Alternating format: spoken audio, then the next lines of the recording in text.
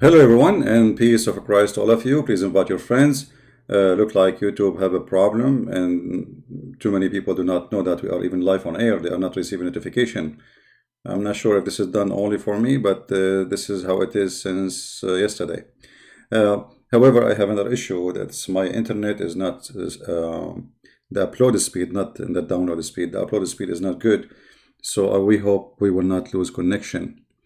Otherwise, we have to redo the video again. Today, our topic is about an article published by an American magazine. It's called Newsweek. Now, the one who published the article is a very well-known person. This guy, he do nothing except promoting Islam. His name is Greg Constantine. And he claimed that he's not a Muslim, but obviously he is officially paid by Muslims if he isn't a Muslim. Because this guy, he writes nothing except promoting Muhammad and Islam. Nothing. You can go and watch his Twitter, his Facebook. He speak about nothing except Muhammad is amazing, Islam is amazing, the miracle of the Quran, etc. So this guy, he said, can the power of a prayer alone stop the Corona? And then he start, okay, so what is the solution? The solution, as you see here, Prophet Muhammad, as he called him, doctor, expert like etc. Dr. Anthony, etc. He said blah blah blah blah blah. Okay, do you know also suggested good hygiene and quarantine during pandemic? Who? Prophet Muhammad, 1300 years ago. Are you sure? So Prophet Muhammad, he taught us hygiene. I don't want to waste my time and your time, and I will try to make this video shorter because we will go live on air again in the quality of life. Actually, I supposed to go in the quality of life first, and then I come here, but we miss it. So we will go later in the quality of life, and those who like to join us, feel free to join us. The quality of life account, as you see in the screen, we have a topic. You can check it out, and we will go after we finish here. Now, this guy, he says, Muhammad, if you hear of an outbreak of a plague in a land, do not enter it. But if the plague outbreak out in a place while you are in, don't leave that place. Now, you see here, actually, this is a stupid thing to say, because if I am not ill and there's an outbreak of a disease, why I will stay? So until I get sick? This is number one. If you are saying to me that Muhammad saying that so you will not carry a disease with you, well, that is a stupid thing to say anyway, because he is saying if you hear of outbreak in a place on a land, do not enter it.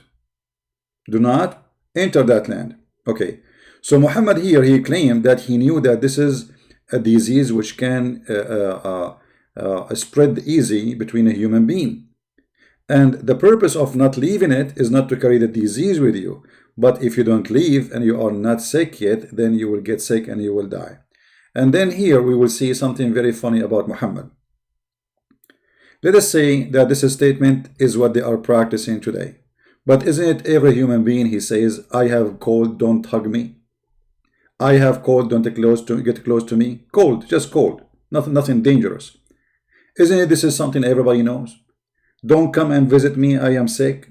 You will get sick too. I mean, this is very silly. I mean, this is not a science. This is something a human being knew for centuries and thousands of years. If you associate yourself with somebody is sick, you will get sick, especially if it's a contagious disease. Now, let us show you the intelligence of a Prophet Muhammad, and you are being the judge. He quote for us this, and suppose this is the solution which Muhammad suggests. Okay, and so Muhammad is solving the problem. Muhammad is the big problem. He is coronavirus himself. Let us read Muhammad. If we follow his advice, what will happen to us? First of all, Muhammad is a false prophet who he claimed that viruses do not enter cities because there's angels are protecting cities, which is obviously stupid and false, because not long after the city of Medina was infected by the disease which is called the plague, and tens of thousands of people die. If you read with me here, Muhammad is saying clearly that angels are protecting the city, and plague and the Dajjal. The Dajjal supposedly a person who claimed to be the Messiah, but he's a liar, like Muhammad. Supposedly Muhammad is not a Dajjal. But look what happened. Right after Muhammad, he said this statement, and then he died. Then a few years after his death, a big disease outbreak happened in the city of Al-Medina, and people, they were dying left and right. Let us see the hadith and see how Muhammad, he exposed himself first as a false prophet. And this is the most important thing. Muhammad is a false prophet. Once, read carefully, and they cannot say this is not Sahih. This is Sahih al-Bukhari. Hadith number 2643. 2643. Once I went to Al-Medina, where there was an outbreak, disease, and the people were dying rapidly. I was sitting with Umar. Who is Umar? Umar is the caliphate. So this is not 100 years or 2000 years after Muhammad. This is right away. Umar is one of the companion of Muhammad. So this has happened few years after Muhammad's death. And as you see, the disease is spread in Medina, and people, they were dying, and Muhammad's prophecy come to be exposed that he is a false prophet. Now let us go to Muhammad teaching and hygiene. This is what they say in the article. Let us say I am going to teach you now hygiene. When you eat, do not wipe your hands till you lick it or had it licked by someone else. I mean, this is alone kind of stop coronavirus. If you are a person in the restaurant, or you are going in the street and you have some food in your fingers, please give your finger to somebody else to lick it. And supposedly this is the hygiene of Muhammad. Let us continue. Muhammad explained what is the favor which comes from those diseases. According to the science of Muhammad, favor is something coming from Jahannam, which is a word stolen from the Bible, which Muhammad obviously here proving that he's a thief. So it is the favor, it is a heat coming from Jahannam, from hell. I mean, obviously this is a very, Dr. Muhammad, he knew what he's talking about. It's very scientific and it's true. Actually, it's true. I mean, obviously fever is coming from the heat of hell. I mean, isn't it obvious? What's wrong with you? Right? So it is very true. Muhammad, he don't, sorry, I should not say Muhammad without saying Dr. Muhammad. I apologize. Not only Dr. Muhammad, scientist Muhammad. Okay, so now we found where the fever is coming from. All right. Let us continue with the hygiene of Muhammad, or the medicine of Muhammad. Here we go. Muhammad, he found a medicine for corona. This is the medicine Muhammad, he gave to anyone, to anything, any problem. Look at this. Use this black seed for indeed and contain a cure for every disease except Assam. What Assam? It is death. I mean, look how stupid he is. Every disease except death is death is disease. So Muhammad claimed that this seed, and let me show you the English version of this seed. Here we go. Here they are giving it to you. Abu Hurairah narrated that Allah Messenger said, in the black seed there is a healing for every disease except the death. And the black seed is Showens. I don't know if this is the correct translation. You can check it out. So now we do not need really to go and find a vaccine or anything for corona. Prophet Muhammad, he found one seed have the solution for any disease, anything. You see, any disease, every disease. Muhammad didn't say this is good for flu. He didn't say this is good for fever, maybe your ear remedy, your eye infected. No. Muhammad is saying clearly this is for every disease, no matter what. Don't give me the name. I don't care. The name of the disease is not important. This is fit for every disease. So why we don't call Trump immediately, who is desperately trying to find a solution for this disease in America, in Italy, in Iran, in Saudi Arabia, in Egypt, people dying left and right, and here we go, the medicine in front of us. Why nobody is calling the doctors, the scientists? Tell them that we have the medicine. Any disease. You have heart disease, this will help you. You have a blood illness, yeah, this will. Do you have liver problem? This will help you. And who is saying that? Dr. Muhammad himself. So there's no way. And remember, Muhammad, he don't say things from his own. According to Muslims, Allah taught him. Muhammad is illiterate. He do not know what he's talking about, supposedly, right? So where he got this knowledge from? Amazing knowledge, brother. He got it from Allah. And as you see, this is a very strong hadith. Muslims cannot say, oh, this is a rejected hadith.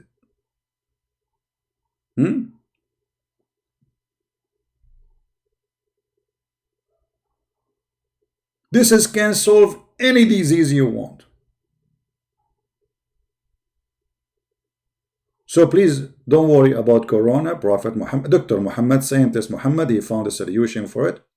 And, and the funny, he was saying this and he himself is sick.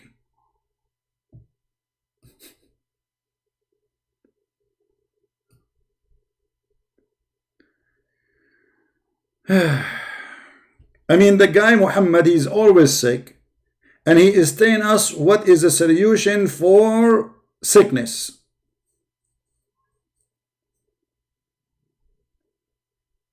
Let us continue with the intelligence of the Prophet. Prophet Muhammad, he said that there is nothing called contagious disease.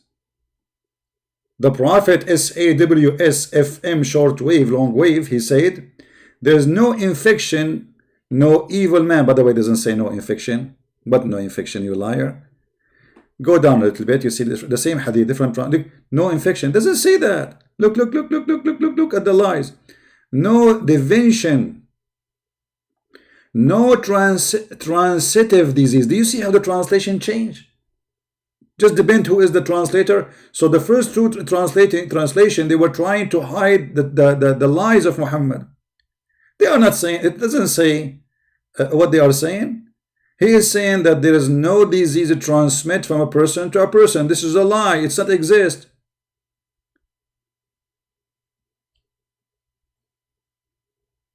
There is no transitive disease, no divination, but good omen pleases me. Good omen. So this guy, he don't believe that there is a disease can be contagious, go from a person to person. He believes this is a lie. Yet he believes in good omen and bad omen. And obviously this is very clear science. I mean, we have to agree, right? And as you see, all those hadith are sahih hadith. They cannot say this is not true.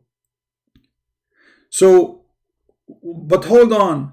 How Muhammad, he said, don't go to a place, have a disease, and then don't get out from it, because Muhammad is a scam. This guy, he says something, and then he obviously is a fool, because either you believe that the plague can spread, or you don't believe in it. And this statement, he is saying, you cannot believe in this. You cannot believe that you can get sick because of somebody else. Why is that? Because Muhammad, he claimed that all those disease, Allah, he sent it to you no matter what. Allah, he punish people. If you go in the Quran, you will find the Quran saying that Allah is the one who made people sick. Allah don't heal anyone. And this is not metaphorically.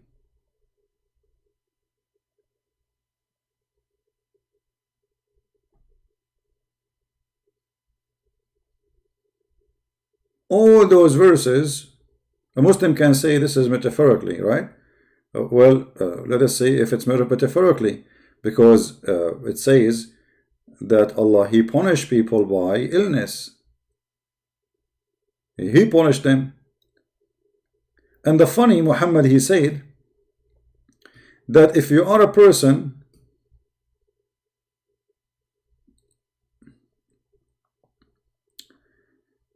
let me open a hadith.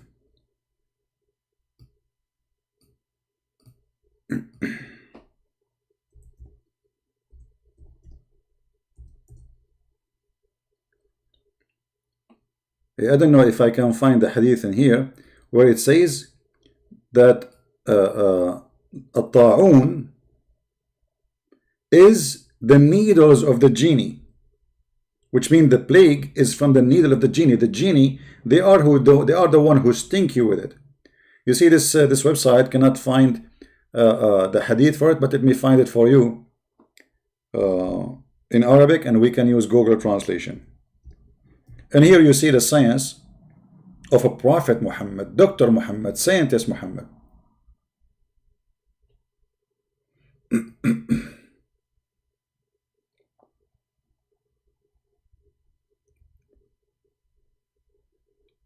All right.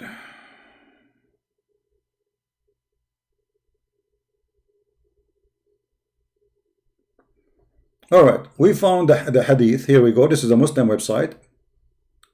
Islam, questions and answer. The question number is 310767. I'm going to use Google translation as usual because we do not have the English one. So let us do this. In the front of your eyes, I will do Google translation. How Muhammad explained the plague, how the plague happened. Translate. All right. The question is, does the Prophet of Allah says that the plague is from the stabbing of the genie?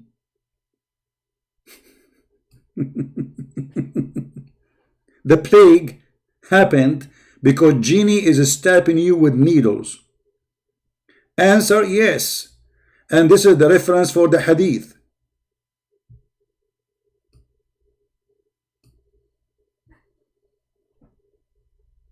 They asked Muhammad, what is at-ta'un, which means what is the plague? He said, it is the stabbing of the genie by their needles.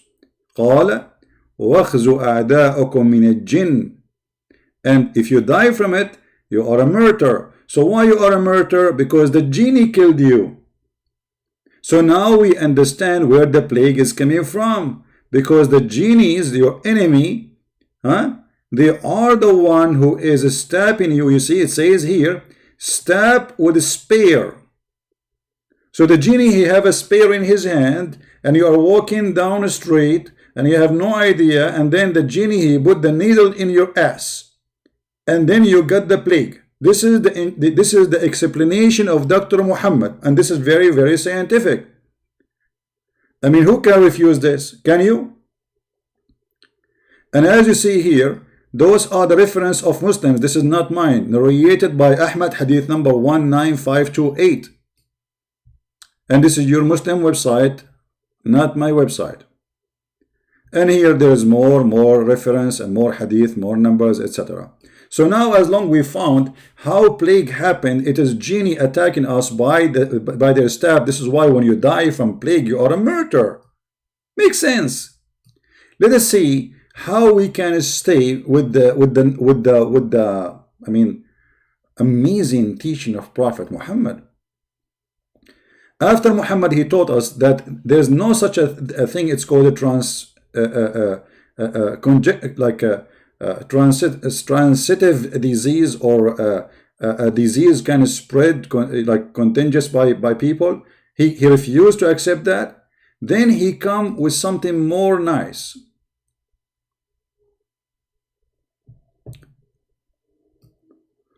Once Muhammad was sick, and here you can tell how healthy Muhammad is, who is advising everybody how to get healthy, but he is the last one to be healthy. If you read with me this hadith is not a comedy, it is serious.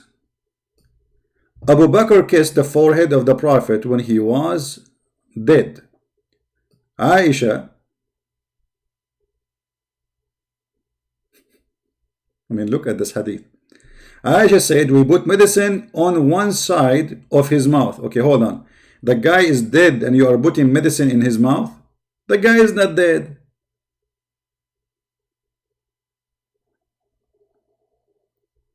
But obviously Muhammad is a dead man. He is always dead. There's one of two solutions here. Either he played dead or he is always sick, so they think he's dead. Aisha added, we put medicine in one side of his mouth, but he started waving us not to insert the medicine in his mouth.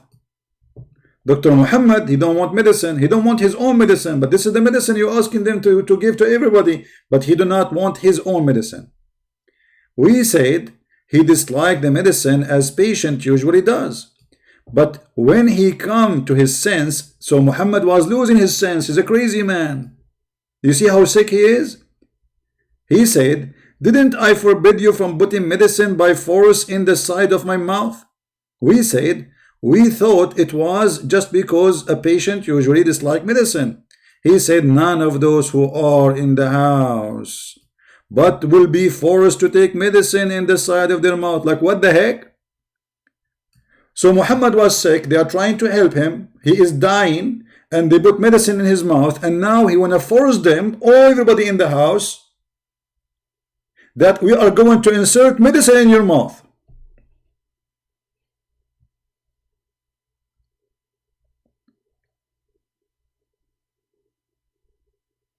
It doesn't matter if this medicine will kill you, it's not good for you, it doesn't matter.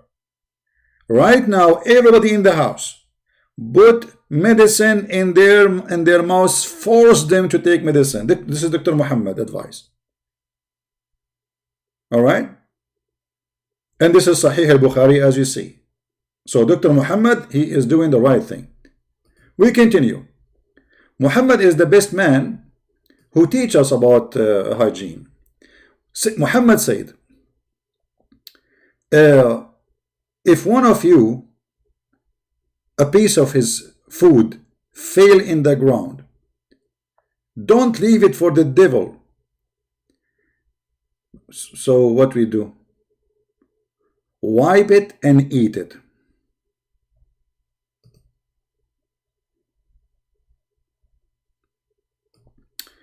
Chapter, it is recommended to lick one finger and wipe the bowl. Huh? What? Lick what? Okay. And eat a piece of food is a drop after removing any dirt from it. So if you are walking down the street right now in Germany and you are biting your sandwich, a piece of your sandwich fell down. What do you do? What do you do, brother? You grab this piece of sandwich from the ground, you wipe it, and then you eat it, and then lick your fingers. And this is supposedly the hygiene of a Prophet Muhammad who is going to stop Corona.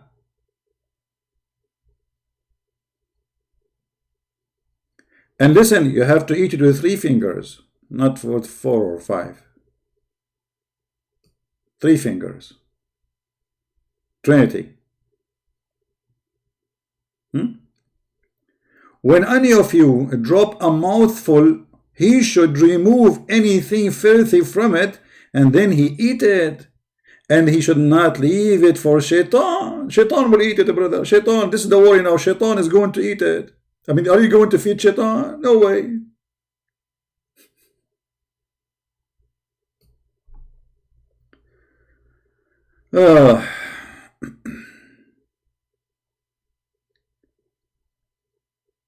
Prophet Muhammad is the best one who can help you with hygiene and can make you fight Corona. As an example,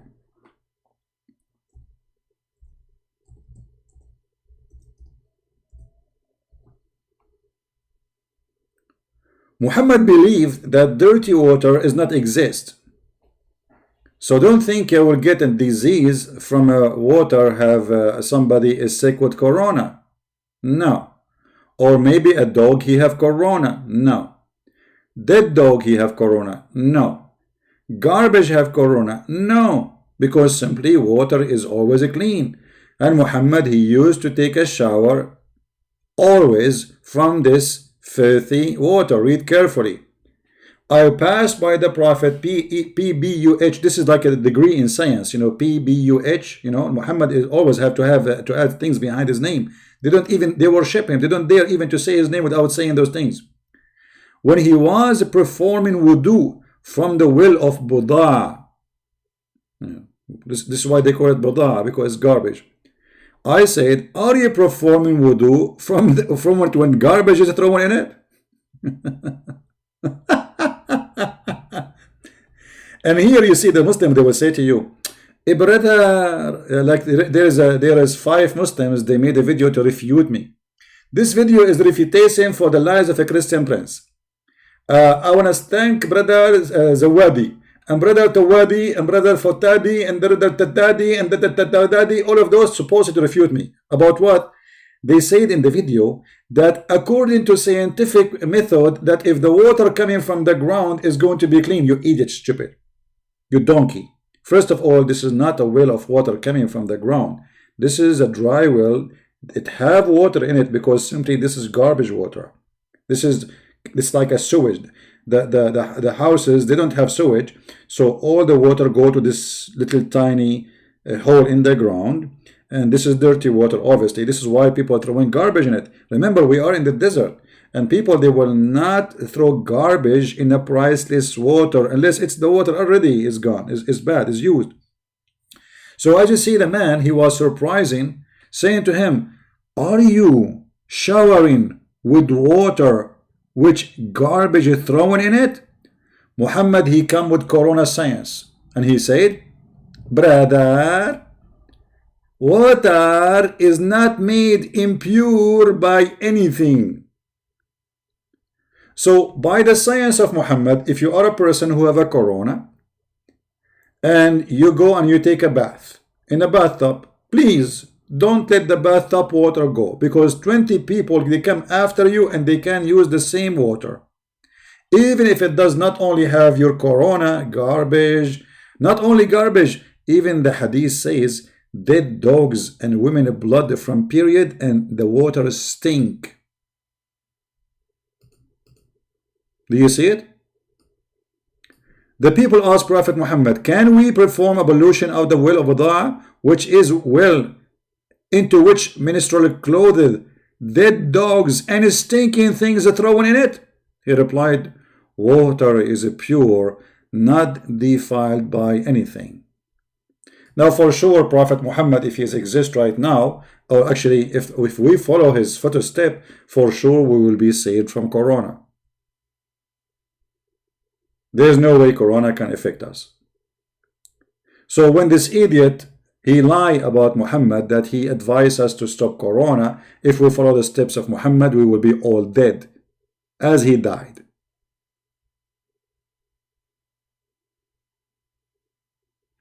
And actually, there is tons of hadith we can report from, where if you read it, you will die laughing.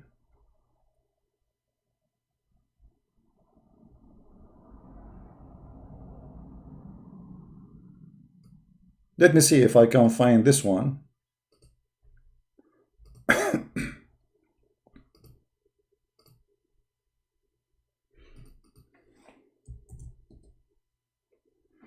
Let's see how they translate this one. The husband of a lady died, and her eyes become sore, and the people mentioned her story to the Prophet. He asked him whether if it's permissible for her to use kuhl, as her eyes were exposed to danger. He said previously, when one eye is braved by a husband, she would stay in her dirty clothes, in bed, and unhealthy house for 1 year.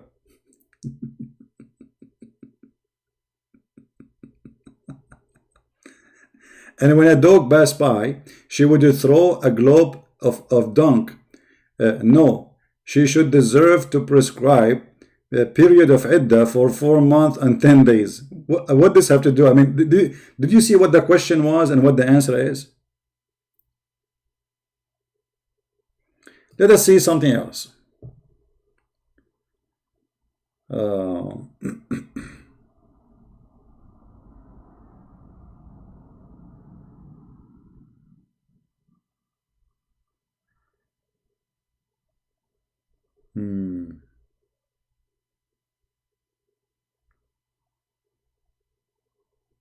I'm just trying to remember.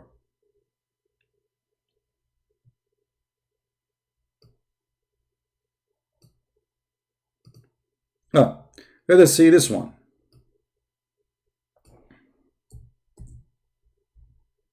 No, we cannot find it.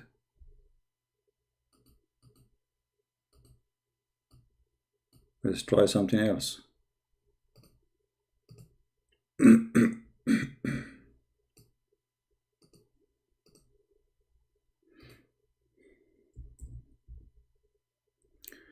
During the Prophet fatal illness, he used to recite a Quran, and then he blow his breath over his body.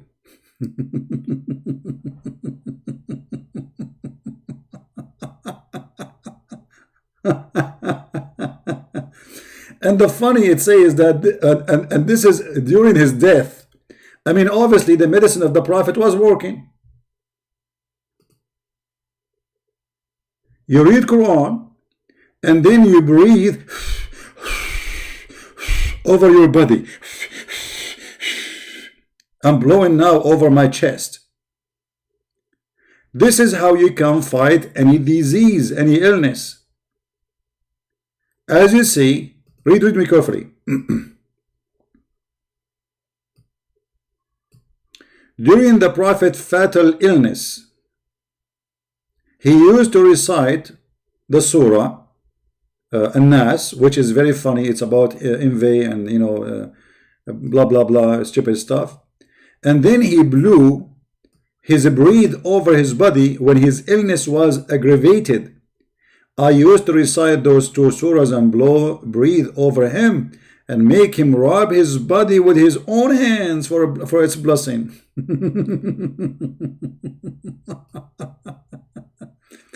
And then they ask Al-Zuhri.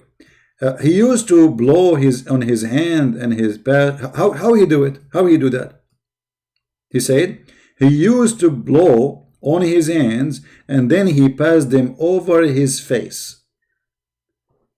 And now we knew how we can fight Corona. I mean, who don't agree with us? You must be crazy if you don't believe in that. It's obvious.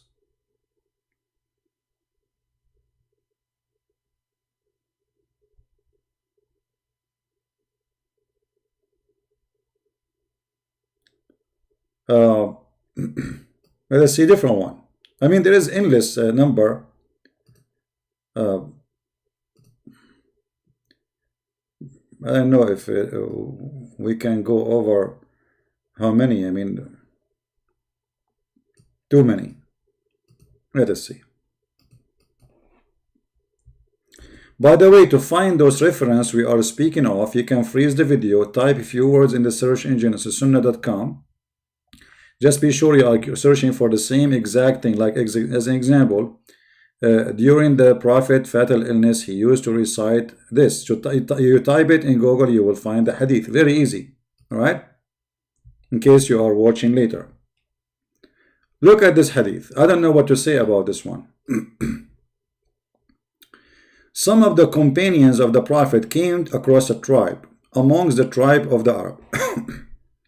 And that tribe did not entertain them. While they were in that state, the chief of the tribe was bitten by a snake. He was bitten by what? By a snake. Or stung by a scorpion, they are not sure. They said to the companion of the Prophet, have you got any medicine with you or anybody who can treat with ruqyah? In case you do not know what ruqyah is one of the fictions that you start saying like blah blah blah shish kebab hummus halal blah blah blah, and supposedly that will make it work, because remember, this guy, he is not a Muslim to read Quran. The guy is not a Muslim, right? The Prophet companion said, you refuse to entertain us, so we will not treat you unless you pay for us. Look how good the companion of the Prophet are. So they agreed to pay. They agreed to pay. A flock of sheep. One of them, the Prophet companion, start reciting Surah Al-Fatiha and gathering his saliva and spitting at it.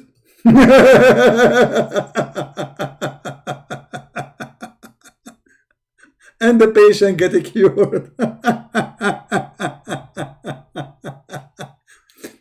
Guys, have you ever heard of a story like this? When the disciple, they heal somebody is sick, you have to pay us, okay? If you don't pay us, we will not help you.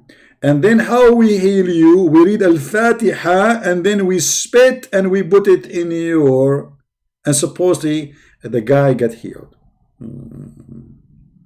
The patient got cured and his people presented the sheep to them. But they said, we will not take it unless we ask the Prophet whether it's lawful. Now, look how decent they are, you know. How do you know? And then when we asked him, he smiled. Muhammad, he smiled. He said to them, how do you know that Surah Al-Fatiha is a ruqya, which means you can read it to heal somebody? Take it, folk of a sheep, and sign a share for me.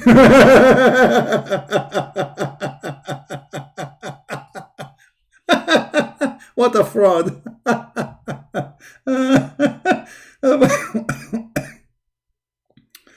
All right. The funny is that Muhammad himself, he died by poison. So if reading Al-Fatiha will help you from poison, well, why Muhammad did not read Al-Fatiha? As you see, Muhammad himself in his death, he was reading Quran and blowing from his breathing in himself. If we go in the hadith, we will find Muhammad saying it clearly that he died because of a poison he ate, which cut his artery.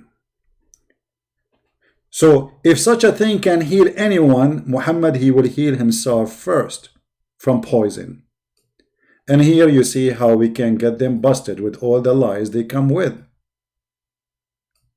The man himself, he could not heal himself and he died because of a poison.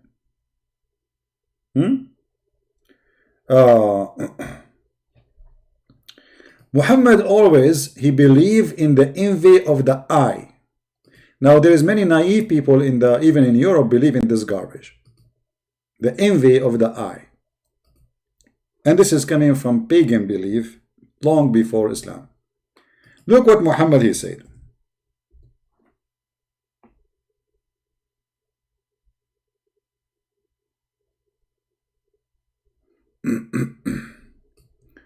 Let us see which hadith we can read for you. Those are long, but no problem.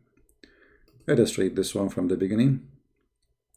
Allah Messenger said, nations were displayed before me. One or two prophets would pass by along with few followers. A prophet would pass by companioned by nobody. Then big crowd of people passed in front of me, and I asked, who are they, my followers? It was said, no. It was Moses and his followers. He said, look at the horizon. Behold, there was a multitude of people filling the horizon. And then it was said to me, look, there was a stretch in the sky. I mean, where is what happened here? Where is we don't want to read the whole thing. Where is? We want to see where he is talking about the eye, the envy of the eye. You see, they took it off from the beginning. They took it from the translation. It's not there. You see, it's here in Arabic. But we cannot find it in the Hadith translation. It's gone.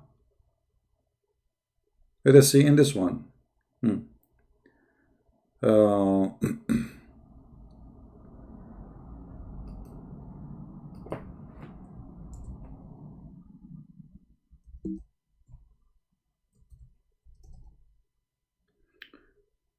Here we go.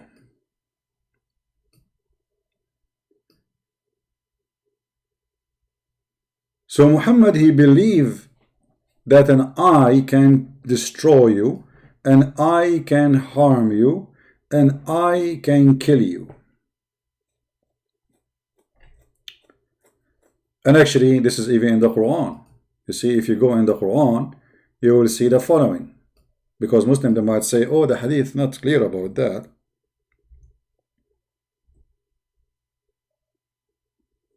Do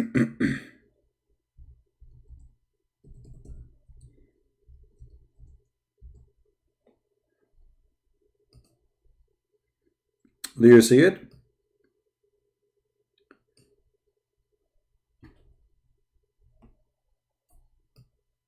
This is Muhammad's superstition, belief, and this is simply the doctor Muhammad, the scientist Muhammad, who believe that somebody he can do witchcraft to you by blowing by the knot.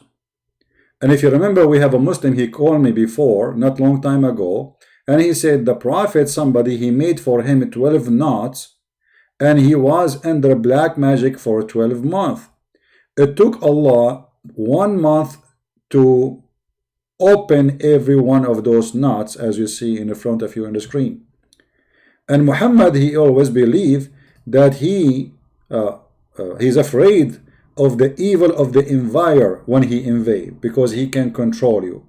Now, this is obviously the one is talking here supposedly is Allah, and the Muslim cannot say this is not true and this is a false teaching, for this is Quran. If this is the God, then where is the science?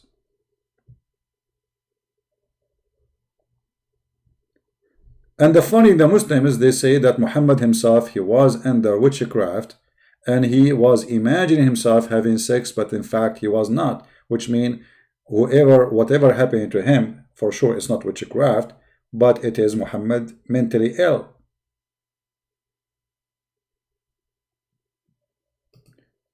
Muhammad too, he fight plague by reading Quran. If we go in the hadith, I don't know how many hadith I have to show you. I mean, it's endless.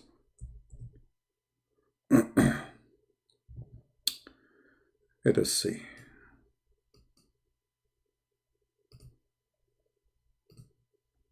Too many.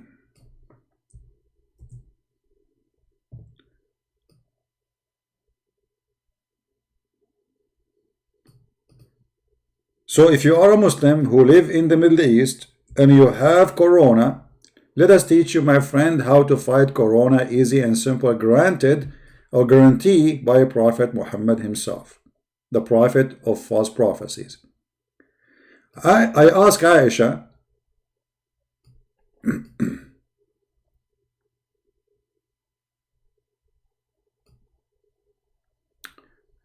about treating poisonous sting, a snake bite or a scorpion sting with ruqya.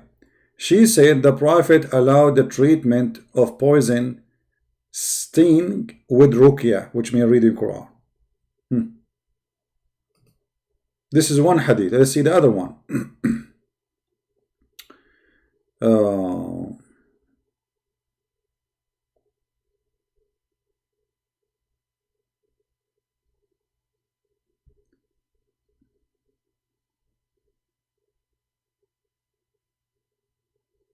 Actually, the translation is really not accurate, because they should mention the fever, but they are not mentioning the fever in translation. Oh, we should not mention this one because they will say to you it's da'if chain, brother, da'if chain, this one. But no, we can show it to you from strong one. Here we go, Sahih Muslim. You see it? Here, this one, this another one. The Prophet permitted ruqya for the scorpion sting, the evil eye, and النملة. والنملة, sorry, والنملة. Or the ant.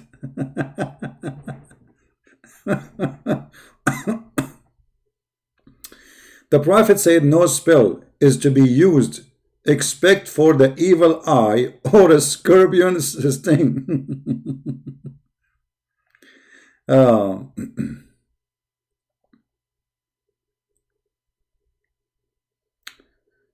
boy.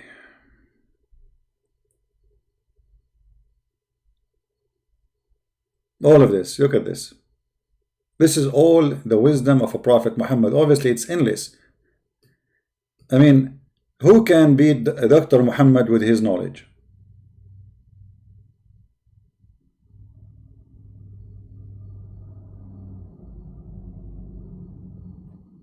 Huh?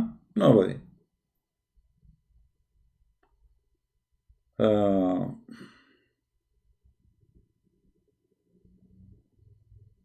what Muhammad he do before he go to bed, as an example? Let us see if we can find this one. How you can cleanse your bed so you don't get sick? The answer is very simple. Whenever the Prophet he went to bed every night, he used to cup his hands together and blow over it after reciting Surah Al-Ikhlas and Surah Al-Falaq and Surah Al-Nas. All of those are superstition verses about envy and witchcraft and etc. And then he rubbed his hand over whatever part of his body he was able to rub, starting with his head, face, and front of his body, and he used to do that 3 times. If you do it, you see, here we go, the Trinity again. The Trinitarian Muhammad. Nothing works in Islam unless you would do it 3 times. So Muhammad, in order to fight illness and disease before he go to bed, he recite those 3 chapters, which is very small, very tiny, and very funny and very stupid, about superstition, witchcraft, envy, somebody blow the knot for you. And how he do it? He rub his hands. First he put his hand in the front of his face, and then he blow in his hands, and then he rub his body, all his body, with his hands. And supposedly that will protect Muhammad from envy or from witchcraft. But if you remember, all of this practice Muhammad he do was stupid, because Muhammad he was infected, according to Muslims, by black magic, and he was not saved by what he do. So obviously, if this is true, that really there is a black magic, then all the action of Muhammad did not work.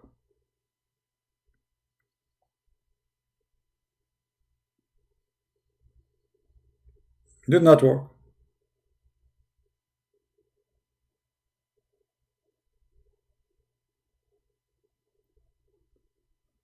Do we have any Muslim don't agree?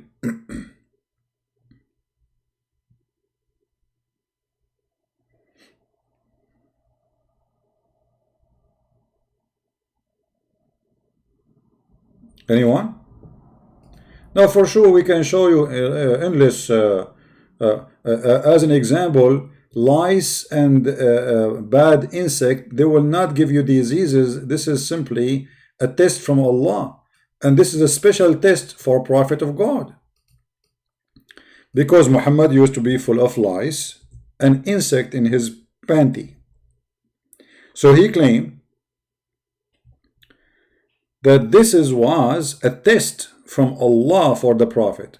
Affect only prophets. Messenger of Allah, they said to him, which people have the greatest affliction?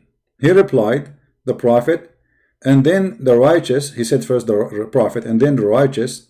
And one of them was tested by poverty in such an extent that he could only find a robe to cover himself with, and he wore it. Another, he was tested, and this is him, by fleas until they killed him.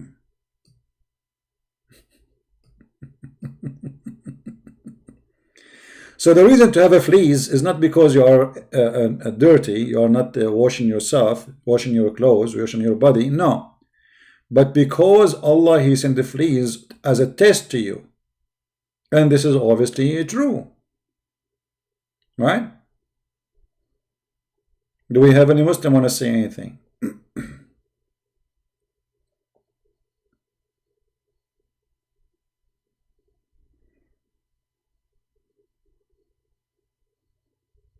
Now, for sure, we can mention tons of things Muhammad he said, but I think we have enough. Right? Any Muslim have a comment?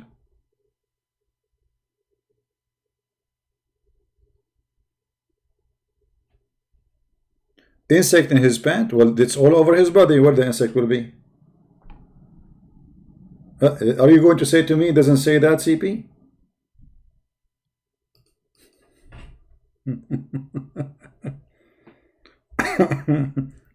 It doesn't say that, CP. It was in his head, CP.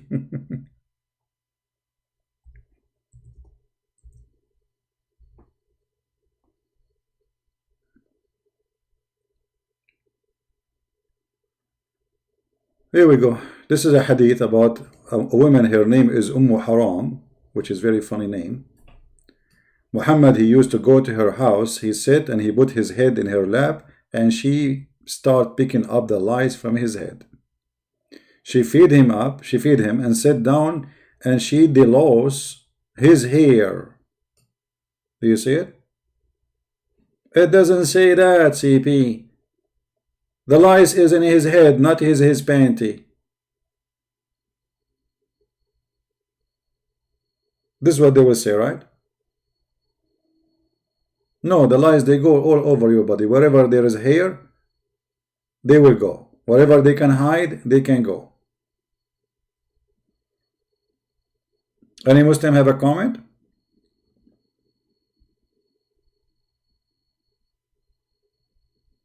Actually, there was a lie. She was going to write a book about Muhammad because she was there down his private part and she witnessed a lot of things. So, like she, as I know, she told me the lies. She will call it the memory of a lice in the prophet panty.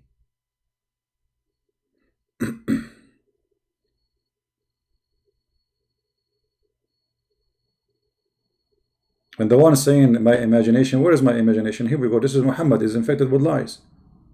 And he is claiming that the prophets are tested by lies. So what imagination you are talking about? Where is the imagination?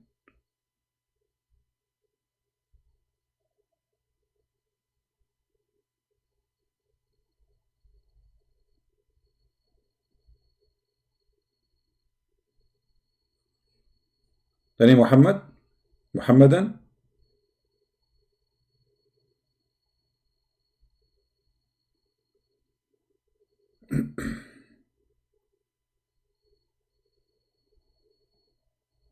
Anyone?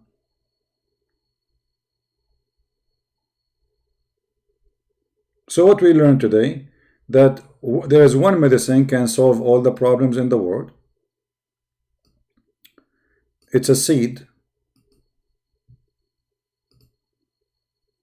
as you see, one seed.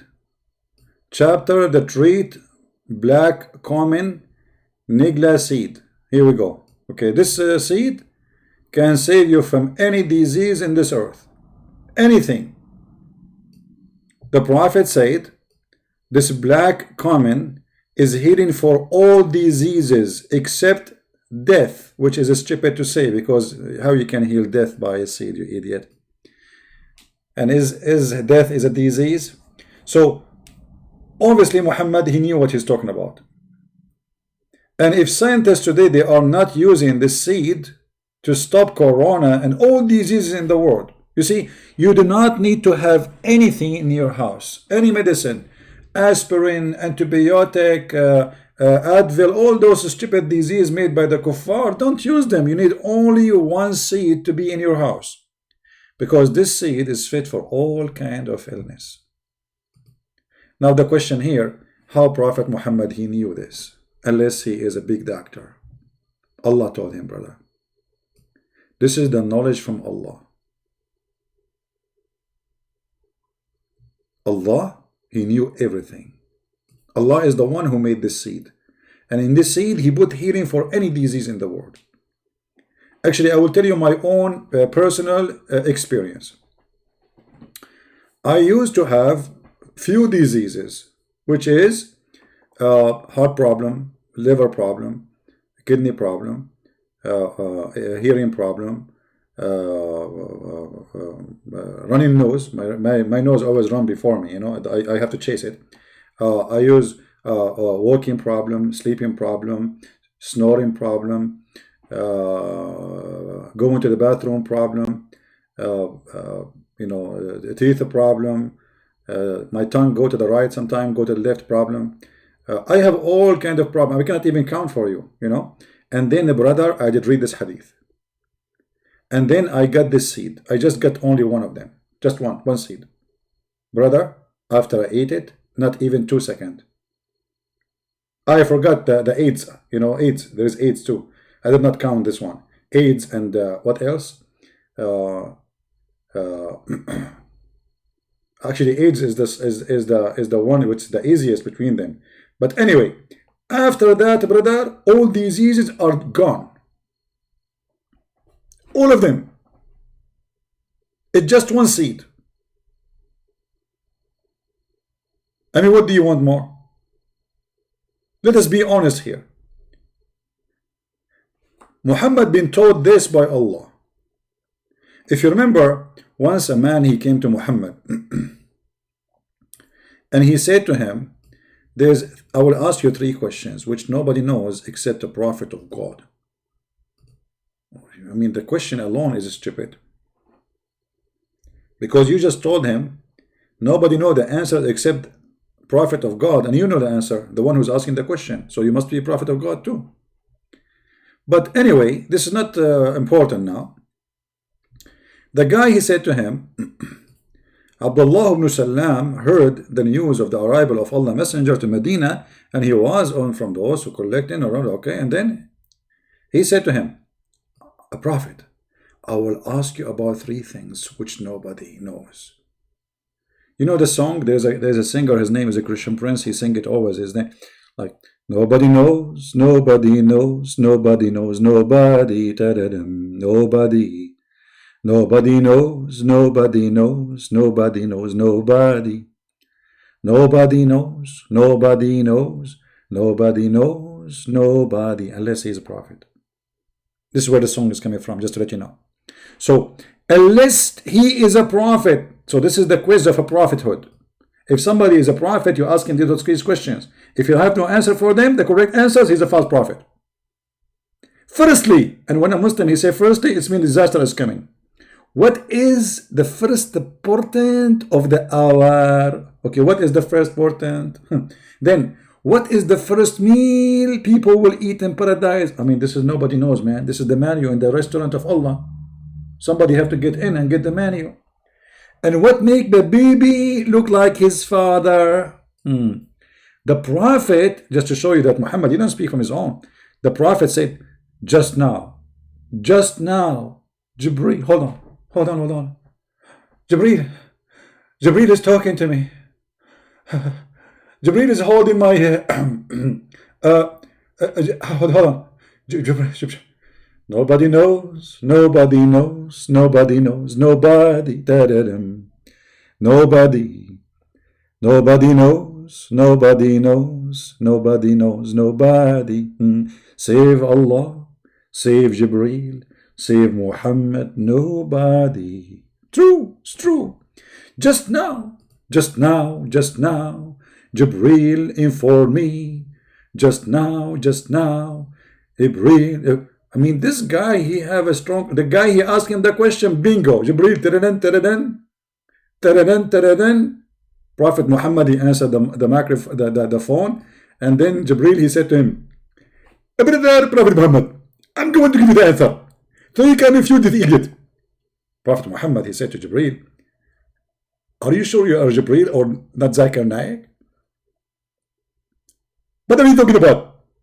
Because you sound like Zakir Naik. Muhammad, listen carefully. I'm going to give you the answer, and I want you immediately to give him the answer and tell him that Jibreel told me. Unbelievable. And then Abdullah, he said to him, Jibreel told you? Like, what the heck? Like, what? The guy, like, what the heck? Jibreel told you? Are you sure? Jibreel himself? Are you serious? The Prophet, he said, yes. Abdullah, he said, he is among the angel of the enemy of the Jews. Now the Jews, they hate Jibreel. Why? Where we can find this? On that, the Prophet, he recited the verse. Here we go. The guy, he said that. Muhammad, he made a verse about it. And whoever the enemy of Jibreel, let him die in his fury. Fury? May Allah fury you. Okay, then Muhammad, he get the answer now. Forget about that, Muhammad, he give the answer of Jibreel. As for the first portent of hour, it will be fire that will be collected people from east and west. Okay, we can let this one go because there's no way to prove it true or not. And as for the first meal of people of paradise, it will be the coated loop of the fish liver. Anyone knows why? Why he says this? Because the Arab, they believe that this part, if you eat it from the whale, this is whale, by the way, not fish. The translation is false. You will have a very strong, like sexual. It's like a Viagra.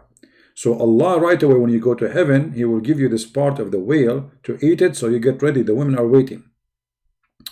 And as of the man, now he was telling you the third question: how the baby look like his father or his mother, which means boy or a girl. Muhammad, he come with the answer. It will be, okay, then he says, and as for the child, and if the man discharge proceed that of the women, then the child resembled the father, and the women, if the women discharge proceed the man, then the child resembled the mother. This is science. And remember, Jibreel just told me. Jibreel just told me.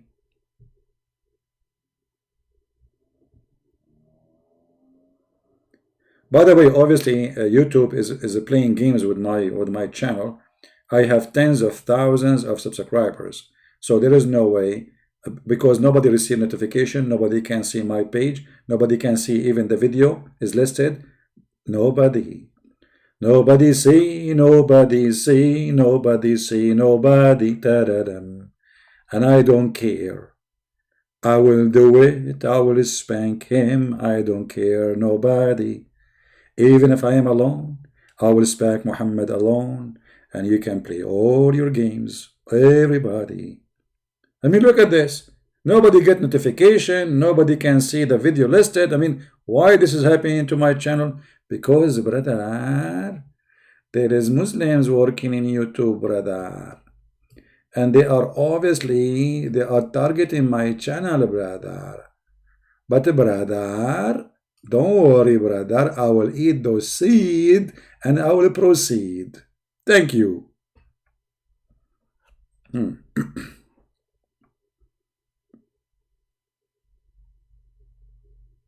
What do you think? Make a CD. What are you talking about? I have many CD in the market. Let me sing for you this CD. This is a new one. Nobody heard it yet. Not even a single person heard this song yet. Trust me. Firstly, this is a song which nobody heard, and you will get the honor to hear it. Nobody ever. Okay, are you ready? Nobody know, nobody know, nobody know, nobody, ta-da-dum, nobody know, nobody know, nobody know, nobody, nobody know, nobody. This is the first time I sing it. This second. I just sang it 5 minutes ago. Oh, this is a different one. This is different. Just shut up. Actually, I have a newer song which I'm going to share with you only. Don't share it with anyone, please, because we did not even put it in the market. Okay. I don't know if I should share because the publisher, he might be upset from me now. Nobody know, nobody know, ta-da-dum. Nobody know, nobody come. Nobody know, nobody. Okay, so this is my last song, which nobody knows about it already. Oh boy. Oh boy. So what you are saying to me, Prophet Muhammad, he do not know what he's talking about. What's wrong with you? Isn't it obvious that the Prophet, he knew everything? Now he knew. I told my dad, by the way. I told him, Dad, I know what happened in the bedroom between you and my mother. He said, son, behave. Shame on you. I said, come on, Dad, we are growing now. He said, how you know? Do you have a spy camera or something? At that time, there was no camera. No, there was no camera. That's true. So how you know? I said, okay, don't you want to know first what I learned? What you learn? You are the one who have orgasm first. How you know? Because I look like you, not like my mother. I am a male, and I look like you. My dad was really like, what? How you know that? Who taught you that? I told him Prophet Muhammad said that. My father, after I said that to him, not only he believed in Prophet Muhammad to the point he became a Hindu. He became a Hindu immediately, and he started singing the song which nobody knows. Nobody, nobody know, nobody know, nobody know, nobody, nobody, nobody know, nobody know, nobody know, nobody. I will ask you 3 questions which nobody knows. Nobody knows their answer. Nobody. Me.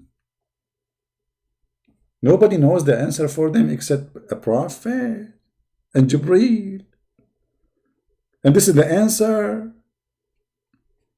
I mean, you are a professional, man. And you people until now are not converting. What's wrong with you? Seriously, what's wrong with you?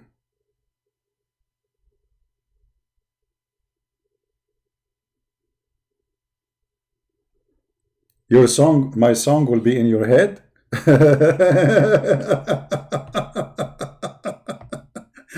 Trust me, you are not the first one. I'm very humble. But people go in the street these days, they do 2 things. They take drugs and sing my song. Alhamdulillah.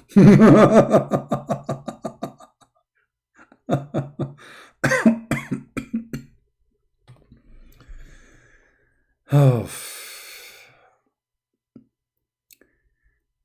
Reduce your quantity, CP? How I can reduce that? What does that mean? Hello? Don't remind me. Yesterday we asked a guy, his name Ultimate Fort. We said to him, there is elephants in Yemen? He said, yes, stupid CP, in the zoo.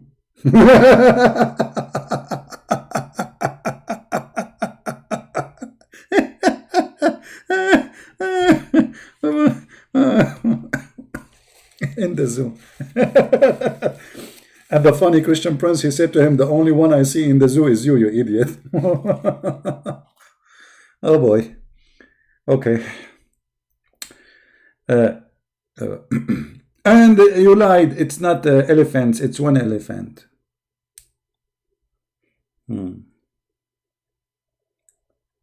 I ask all stars to debate me. They will debate me, but I have a condition. Before they debate me, they will sing the song. We have to sing the anthem of the debate. Nobody know, nobody know, nobody know, nobody. If they say it's not Islamic, I will show them. Here we go. It says here, read carefully. Read carefully.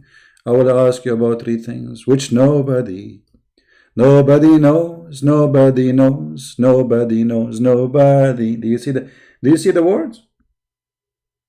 Me and Prophet Muhammad, we have a partnership in this song. I did not make it my own. I cannot claim this honor. Like, hello?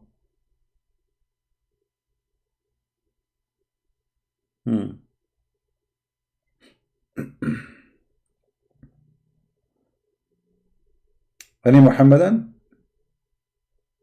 Look, there's 300 people only watching my video. Obviously, there's something fishy in YouTube. There's no way. This has never happened.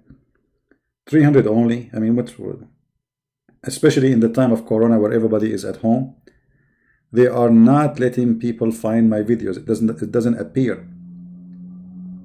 Those are the one here. It's just the one who get it from my Patreon.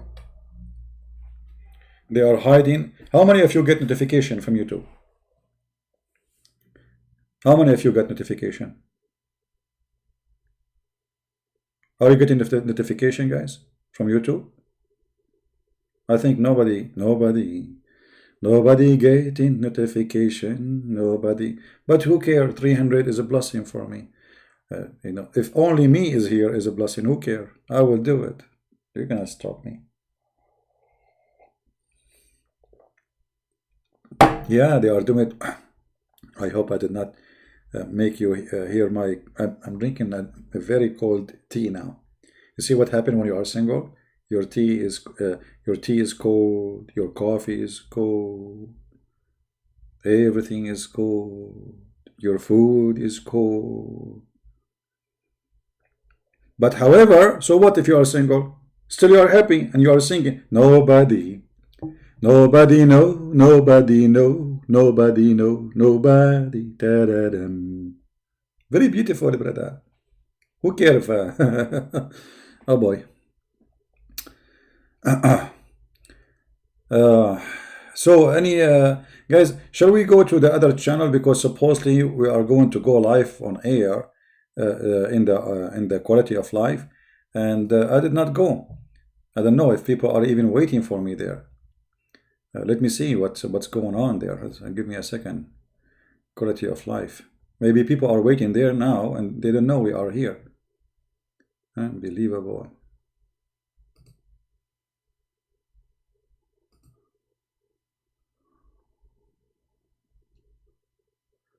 Yeah, there are 7 people waiting there.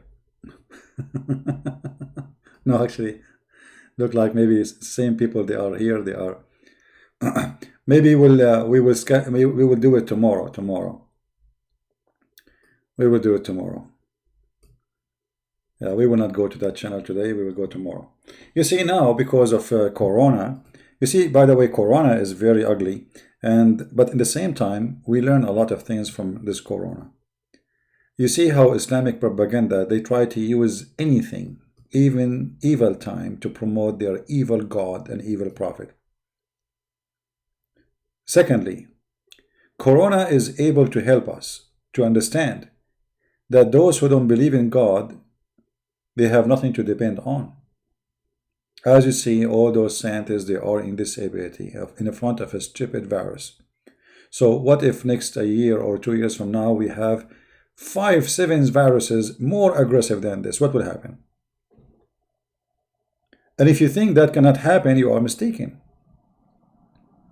Because I believe the same virus today, which is going maybe to find a vaccine for it tomorrow or maybe next year, God knows how many millions will die before they finish it, or tens of thousands, he will develop himself, or he will change his structures and come in different form, or let's say ability. The same virus, because this Corona is not only one virus, it's many viruses, the same family, they are family, so you destroy one, he come back in different way, and each time you fight him, he come back more aggressive. So what we learn from this virus, that a human being is a foolish creature. He thinks that he's God, because they told him there is something that's called science can solve your problem. And then we find that the science they are talking about is scientifically wrong. Literally. Actually, many people who die in this virus because doctors, they were giving them the wrong medicine.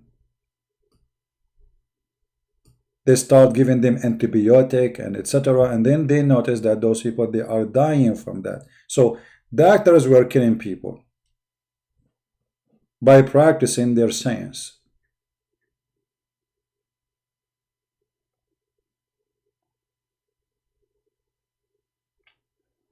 By the way, I want to give you a tip. I'm serious about that.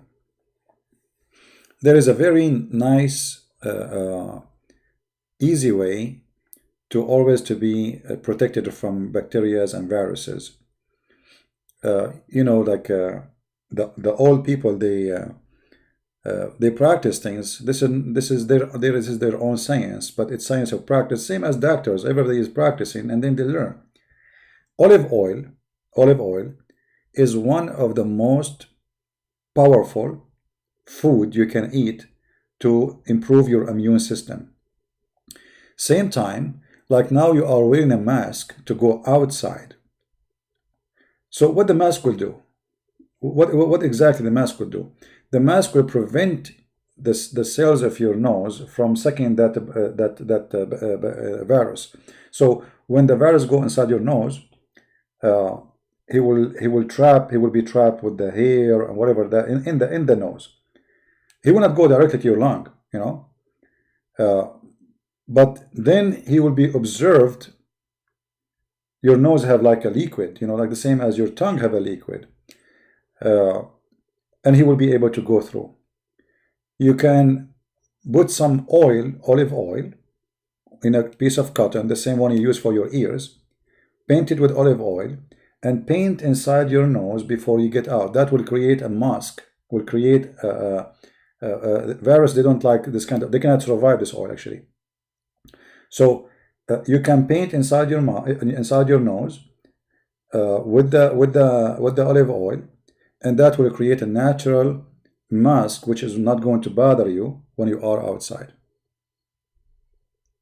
All right, and you don't have to accept what I'm saying. You can go and search it, see if this is true or not.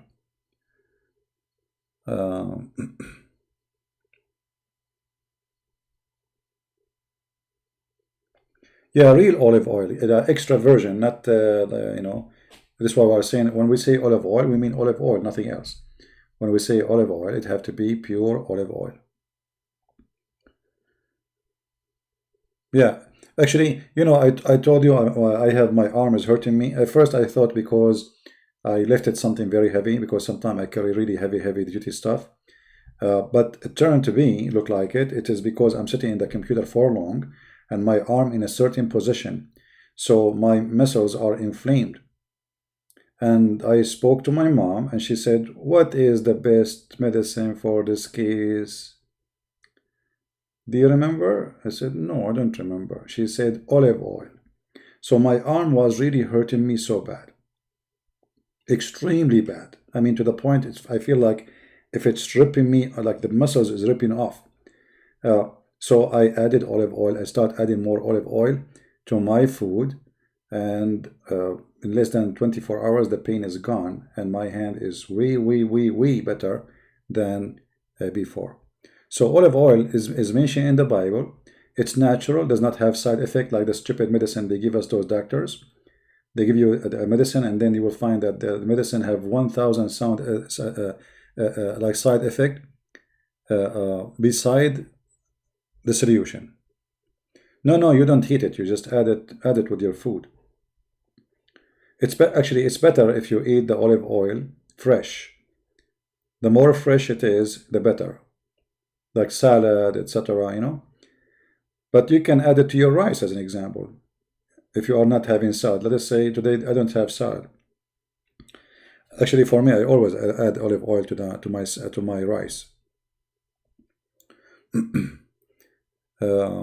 Olive oil will keep you healthy, strong, you know, and will give you a good immune system. Like I don't really get sick. Usually, I don't really. I mean, I don't know when last time I got sick. I forgot. But obviously, garlic. And by the way, what Muhammad said about garlic, I forgot. Hold on, I did not mention this. Muhammad, he hate garlic. Garlic. And obviously, this is scientifically accurate, brother. It was said, Anas, what did you hear the Prophet saying about garlic? He said, whoever has eaten garlic, he should not approach our mosque. Why? Because angels, brother, angels, they run away from garlic. Look like the angels of Muhammad, they are Dracula. Do you see it? And garlic, by the way, is very natural antibiotic food. Actually, if you mix garlic with olive oil, both of them, they will make an amazing product to protect you. You can there's people they have their own let us say medicine for the winter. So what they do, they smash the garlic and then they put it in a jar with the olive oil, mix it together and leave it there. They store it. So when the winter come, you know, you can see there's many YouTube, I think, there about how to use this remedy, and it's going to help you a lot. And look here, Muhammad, all those things he mentioned not to eat because the angels will hate you, they are very healthy. Look what Muhammad's saying. He said garlic, and then garlic, onion, and leeks. Let him not to approach our masjid, for the angels are offended by that which is offend mankind.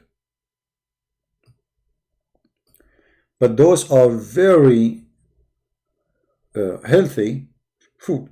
And remember, Muslims, they pray 5 times a day. So that's mean for life we cannot eat it.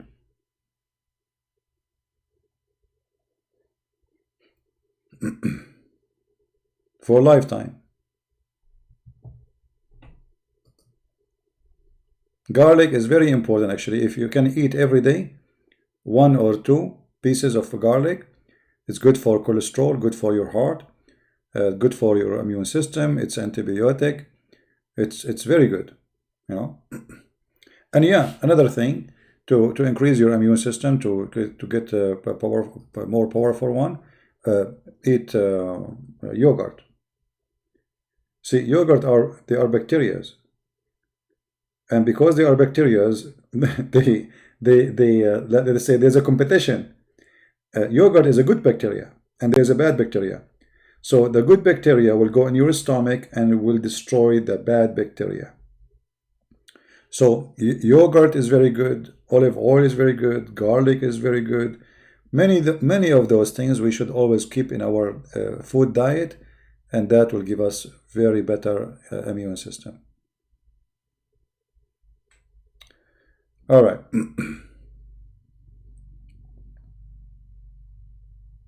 Well, there's many for sure. There's many more. I mean, there's many vegetation. They are very good, etc. But we are mentioning those which is in, every hand can reach into them. I mean, you do not need because you see in some countries there's not everything is available, right? So olive oil usually exists everywhere. Garlic exists everywhere. It's not something even expensive. Like I can say, okay, coconut is good, right?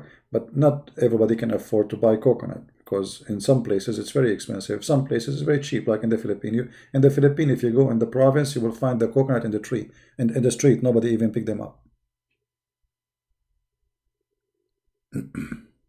Can you cook the garlic? Garlic is better if you eat it fresh, but you can cook it, why not? But you will lose some of the benefit when you cook it.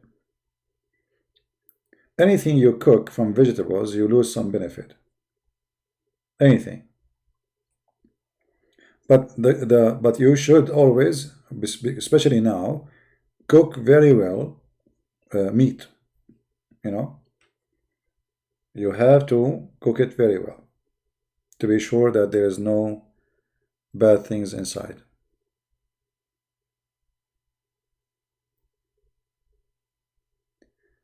Better is medicine? No, you see, medicine because you give up. You know, it's too late. That's why you take medicine. But the garlic and olive oil, they will not let you need the medicine, because if you keep taking them, you will not get sick mostly. But medicine, because it's too late now, you are sick and you need a fast solution. But the best medicine is the one you take, not when you are sick, the one who prevents sickness. People, they do the opposite. People, they eat rubbish, and then when they get sick, their immune system became weaker. You see, it's like you have a bad oil and good oil. So I'm going to drive a car, and there's a car, the oil mixed with the bad stuff, water, etc. So the engine is not burning well. And there's a car have extra virgin gas, powerful. Which one is going to be able to do better? Which engine? Both engines are the same, but the fuel is wrong. This is how you think about food. Food is your fuel. Fuel for health. This fuel is going to be distributed to all your body. Some will go to feed your health system. Some they will go to feed your cells. Some they will feed your brain. Some they will feed your blood. So simply, it is melty food. And if that food is bad, you will get bad. Right?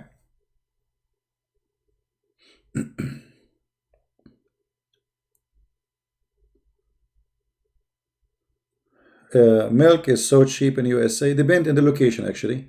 In like the location I am in right now, it's not really cheap compared to the other location where I live.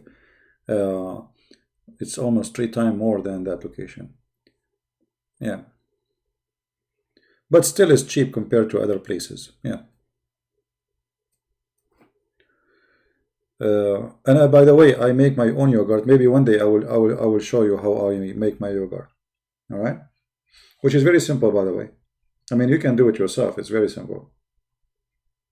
You bring whole milk, which means not the milk which is taken the fat from it, a milk which is not touched by any processing, and then you boil it. Be sure when you boil it, you keep like moving it so it doesn't burn. And then you have to wait until it cools down, until it is the temperature of your human body, same as your body temperature. And then you bring some little garlic, you mix it very well with it, cover the pot, keep it in a warm place, wrap it with some, if you live in Indonesia, you do not need to wrap it with anything, it's warm there anyway. Just keep it in a warm place, and come after 10 hours, you have yogurt. That's it. As simple as that. I never buy yogurt, actually. I only buy yogurt if I want to make yogurt like first time. Let us say I am out of yogurt and I want to make yogurt. So what I do, I just buy a little container of yogurt to make the big yogurt.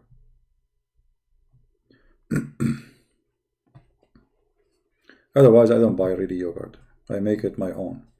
And it tastes way better than the one they make it in the store, because in the store, they add things to the yogurt to make it more solid. It's not really pure yogurt. You see, all the yogurt you see in the store is not really pure yogurt. They add things to the milk to make it more solid. Right?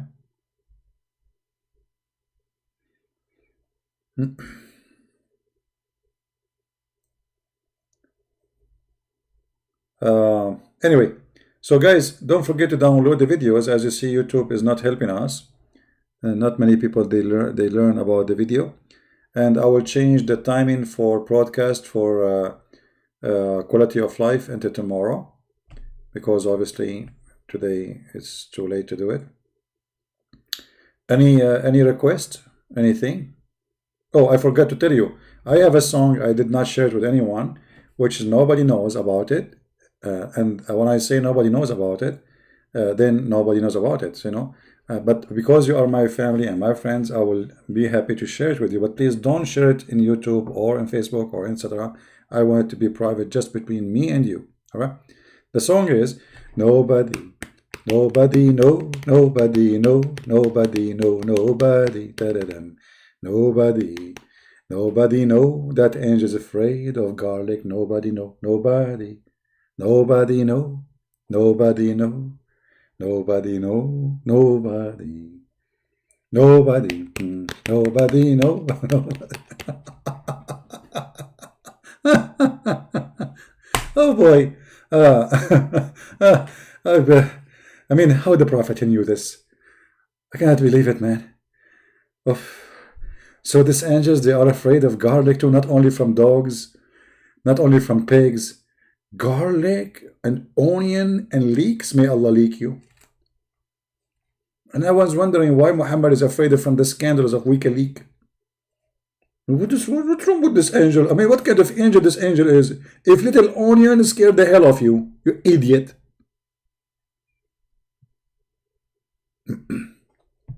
If we call Zakanak and we ask him about this, what he will say? Christian Prince, first of all, you are a big fat liar. It's one elephant, not many elephants. Zakanak, we are not talking about the elephant now. I don't care. It's one elephant. Okay, it's one elephant. Still, how elephant can live in the desert and there's no water? I don't care. It's one elephant.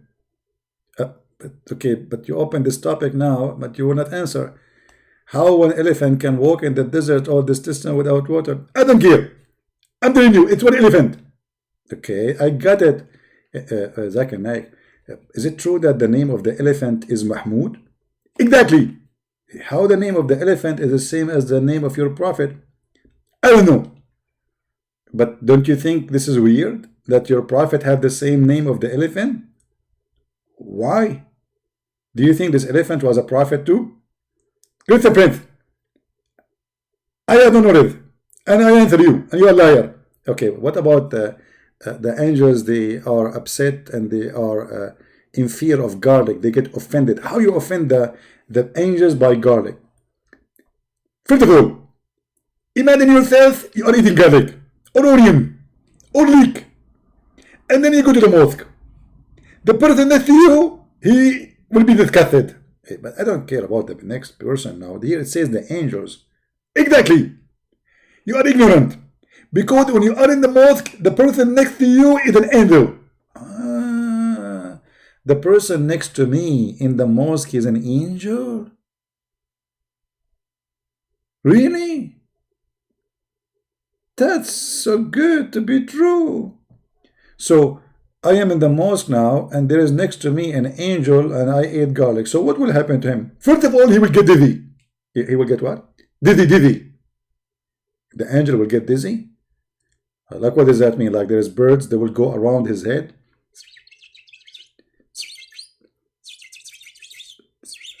Exactly. But why the angels will get dizzy because of the garlic? I mean, what the garlic did? Christian Prince, you are stupid. I am doctor. Garlic is antibiotic. And the truth is, it is anti-angel. Not only antibiotic. The garlic is antibiotic. Yes, you can do. And they will never enter your house. So how the angel of death will come to my house? I will eat garlic every day. Christian Prince, this is a good question. I never thought about it. Yeah, because angel of death, he is the one who will take my soul, right? So if I eat garlic, he will never get close to me. So how he can do it?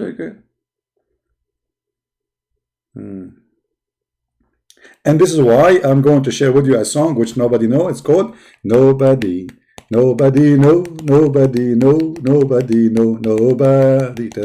Nobody.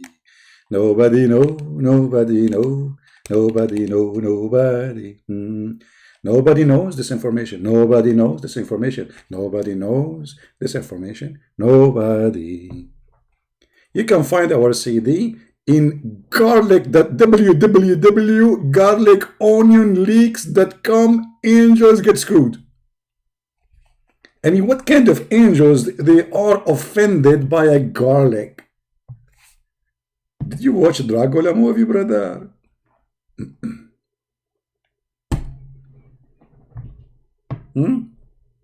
What is this? This is too much. Dr. Muhammad, just follow his vegetation step.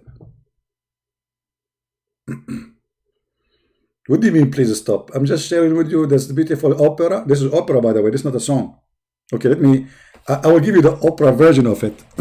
La la la la la la la la la. La la la la la la la la la. No, nobody no, nobody no, nobody no. Nobody. Nobody no, nobody no, nobody no, nobody. So this is the opera version, which we are going to have in CD for you before the Christmas. I promise, by the will of Allah. Unbelievable. Crazy people, crazy people. What I would do with you? What I would do with you, huh? What I would do with you? You don't deserve my skills. What do you mean again? What's wrong with you? My friend, I'm not singing the same song again. This is YouTube is stuck. Don't you hear sometimes the CD is stuck in the... This is not the same song, first of all. What do you mean?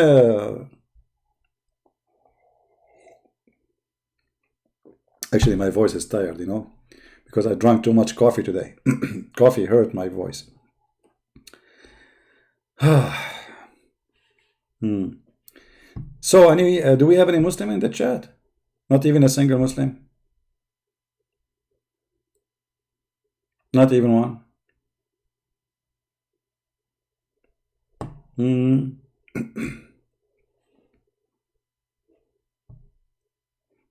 There's an Arabian woman, from my town.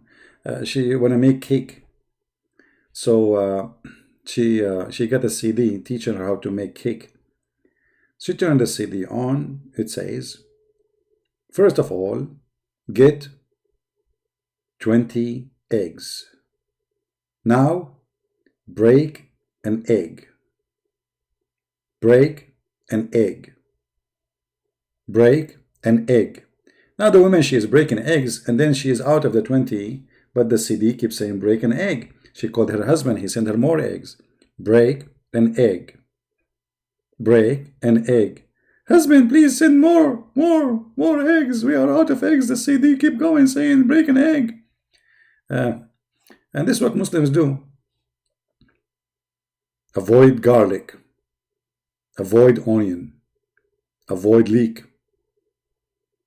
Break an egg. Break an egg. But nobody will ask himself why. I mean, shouldn't you stop and see what's happening? How in the world can be an advice of a prophet? Is it really the angels is offended, or Muhammad, he don't like the smell and he is making up lies?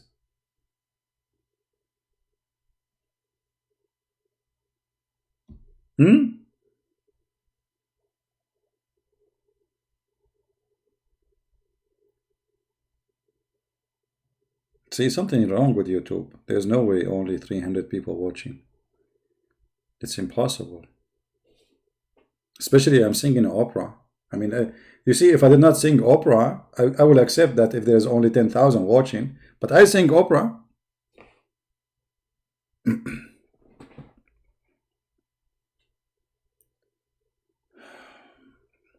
Do we have a Muslim in the chat? If we have a Muslim in the chat, I will open my Skype. If there's any Muslim?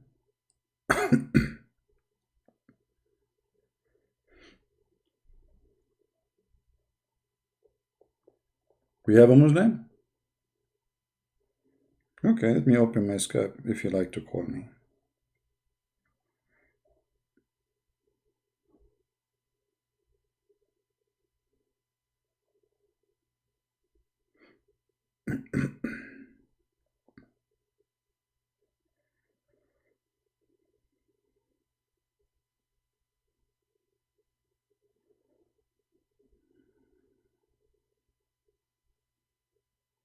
All right, my Skype is open. If there's any Muslim want to call, only Muslim, please. Anyone? Usually they call me when I go. You see, I mean, they are funny. They are heroes. They call my Skype, and then you answer them. They play for you Quran. And what the Quran saying? Nobody know, nobody know. But the slow version, like not my song. Like, nobody. Because, you have to be slow to follow this cult. So you have to go slow. Bismillahirrahmanirrahim. And they add in the whole letter, they add in. I mean, it's like putting your head inside an instant pot and somebody knock the pot with a piece of metal, like boing in your head.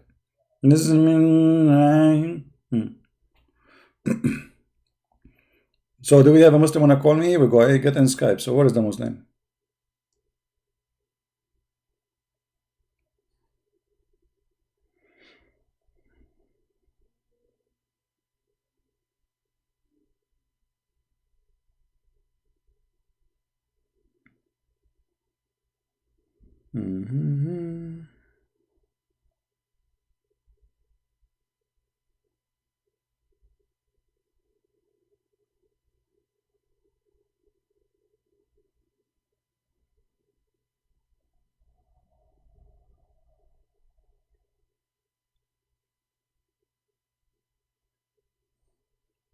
Anyone?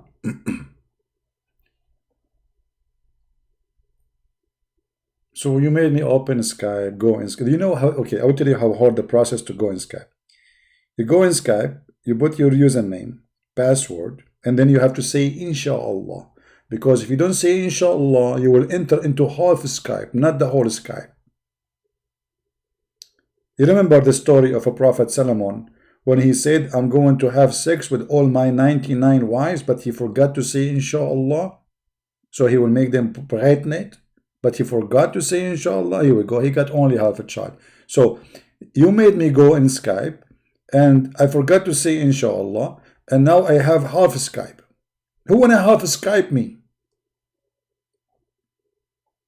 Is it true, Muslims, that if you don't say Inshallah, you cannot make your wife a pregnant?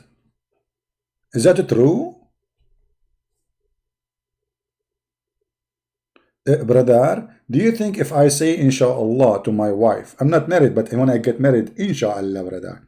So if she take off her clothes and now she took off her panty, do I need to have sex with her, or it's enough just to say Inshallah and she will get a pregnant? I mean, obviously there's no need for sex. Just say Inshallah, she will have a baby. Hey wife, take off your clothes. Why, honey? Because we want to have a baby. Hello? Okay, I'm so excited. You did not do it for long time. Keep it dreaming. I will never do it. So what you will do? I will say Inshallah. Unbelievable wisdom. This is very wise. The Prophet, how he knew this? How the Prophet, he knew that if you don't say Inshallah, you cannot make your wife a pregnant? You tell me. It's impossible unless he is inspired by God.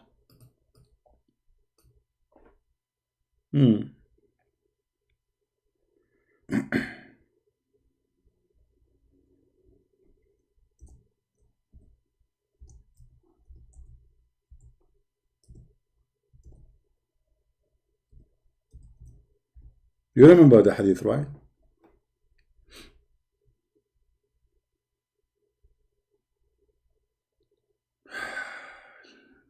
Man, Prophet Muhammad is amazing. A lot of science. A lot of science.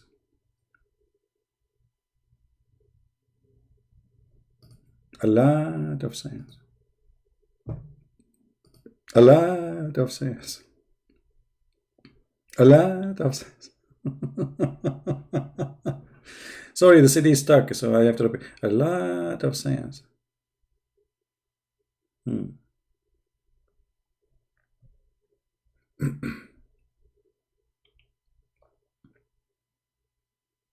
Any Muslim?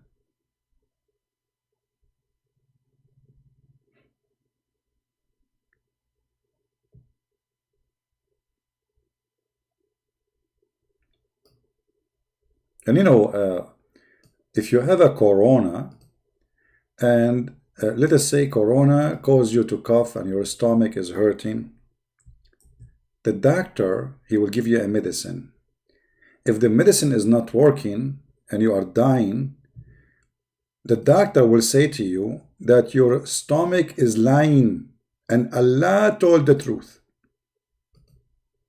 You remember this hadith, no? Have you ever heard of a doctor saying to the patient, your belly is lying?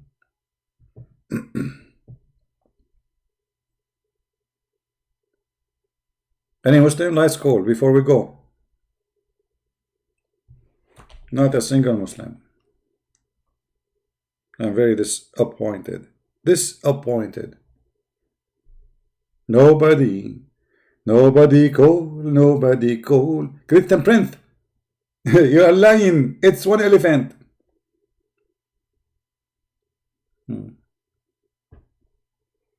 Anyone? Anyone elephant?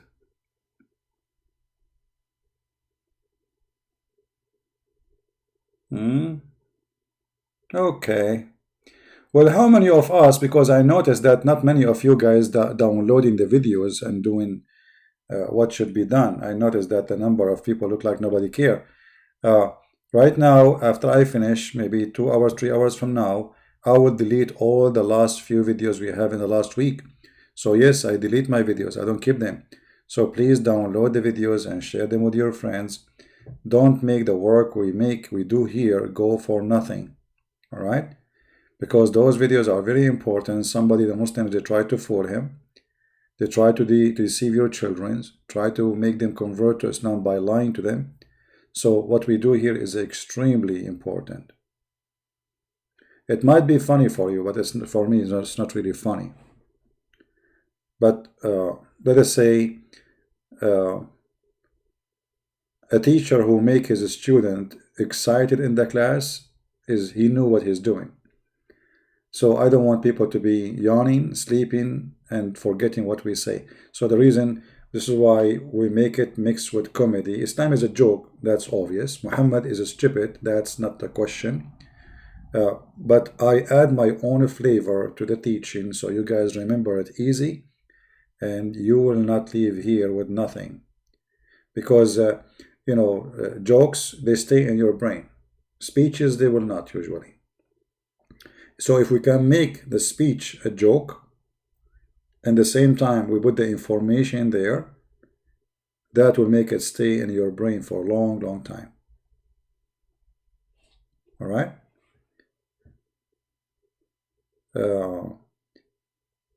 Actually, one of you just sent me a video of David Wood debating with a Christian. Maybe I should make a video about this guy. This guy is saying that we should not like speak against Islam or mock Islam. I should give him a shower maybe. That is stupid to say. Anyway, I want to say thank you all for being here. Thanks for all the supporters who support me doing nothing, which is beautiful. And they are taking my songs and selling them in the market, which is not fair. I heard that some of you, they are taking my painting and putting it in the museum under his name, which is not fair. This is my painting, like the Prophet teaching breastfeeding for adult. Somebody told me that my painting now exists in an adult museum for porn, which is not fair because this is my drawing, brother. Man, I mean, you cannot share anything these days with people. They will use it and they will take it, I mean, what's wrong with you? And then the Muslim, they will say, did you say to her, suckle me? Suckle me, here we go, Christian prince, Christian predator. He said to her, suckle me. Hey, this is your prophet, you idiot, said suckle me, not me, donkey. So the one who said to a woman, suckle me, he is a sexual predator. It was your prophet saying that. Oh, this is a new song. Suckle me now, suckle me tomorrow, suckle me. Nobody, nobody can suckle me except you. MashaAllah, Alhamdulillah, suckle me. Prophet teaching suckling, adult suckling, suckle everyone, everybody. Nobody, nobody, no. Unbelievable. I mean, this is a true prophet. He's a very open-minded to the point his zipper never closes. I mean, this is how you know if a person is open-minded or not. You look at his zipper. The zipper of a Prophet Muhammad is always open. Open-minded. Very open-minded, brother. Prophet, why your zipper is open? Christian Prince, you are stupid. First of all, I don't even have a zipper. Oh, okay, sorry, I thought you have a zipper because it's open really wide. And by the way, we see nothing because it's so small. Unbelievable. Oh boy. Okay.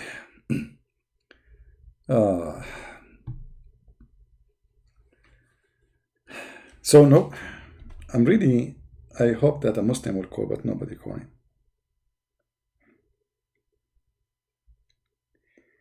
All right, okay.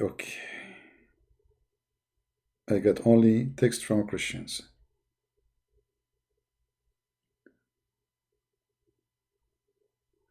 With those icons, like people are crying. Are you crying from laughing now? What you would do if you attend my classroom for real? Huh? What you would do? What you would do?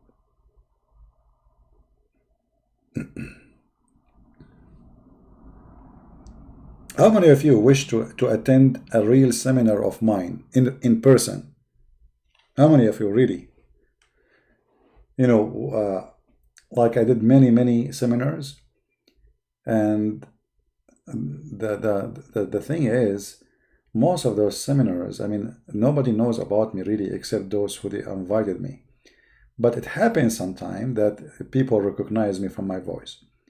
So I remember once I finished my seminar, and there was two girls. They came. I was like shaking hands with people, after you finish. And then two girls, they were standing in the side talking and whispering and etc. and looking at me. And then I said, "Okay, can I help you?" He said, "I have a question." I said, "Okay." I said, "Are you Christian Prince?" I said, because they don't, some seminars, they introduce me as a Christian Prince. Sometimes they decide not to say it's a Christian Prince. They say just a Christian brother. I said, yes. She said, see, I told you, this is him. This is his voice. Unbelievable. Yeah, finally they saw Christian Prince. And this is why they never attended that church again. Man, they get scared. Oh boy. They took the first taxi. They turned their back. They did not even say hello to me. They said, the second I am a Christian Prince, bye-bye, bye-bye, bye-bye, bye-bye. I think they were afraid I'm going to sing for them the famous song which I sing. Nobody, nobody, no, nobody, no, no. One of the funniest seminar I did, there's a brother, he's a minister. Now this guy, their church is very, I mean, very conservative, so like, he was really worried about me being in the stage in such a church because I say things which usually you cannot say in the church. So he will introduce me. So he starts saying, today our guest is kind of different than normal guests we see in TV or radio and media. And I'm sitting in the chair, okay, oh boy, what this guy is doing. He is kind of different with his words and the way he say things. He is not really politically correct. And I am trying to make you understand. And okay, boy, man, the guy, he think like I'm going to explode like a bomb in the stage. What he's talking about. And you need to know that we should listen to him to the end. Oh, man, the guy is afraid they will leave before I start. Man, I was saying to myself, stop, they will leave before you start. You scared the hell of them. I mean, what this guy will do in the stage. And you need to know that really he's really fun, by the way. He's really fun. But he have different way. And so I went to the stage. I said, give me the microphone. And please let me introduce myself and save yourself from this.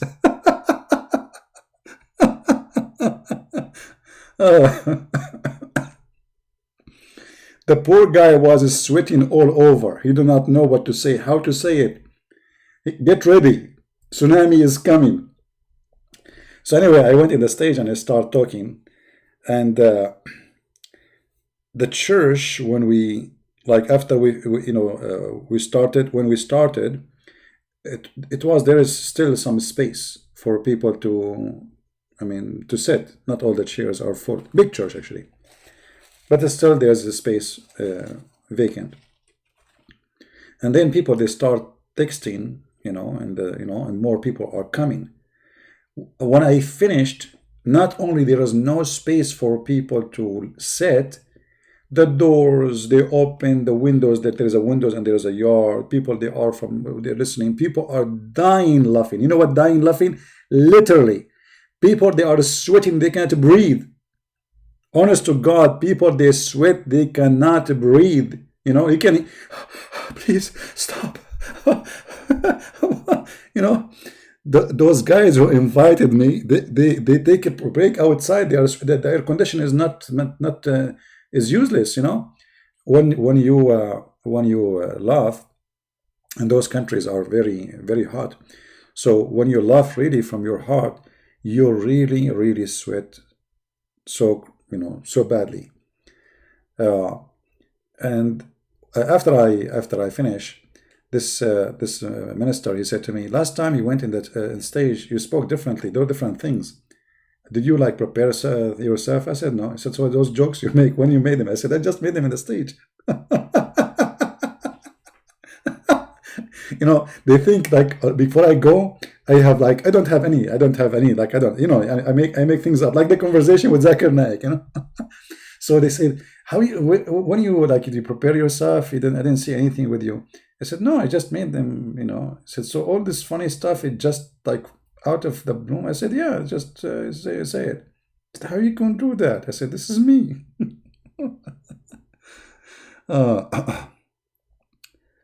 No, by Christians, But sometime we have, like, I remember once I went to a city. It's called Cagayan do Ero. I'm sure I have the name correct. Uh, uh, let me search the name.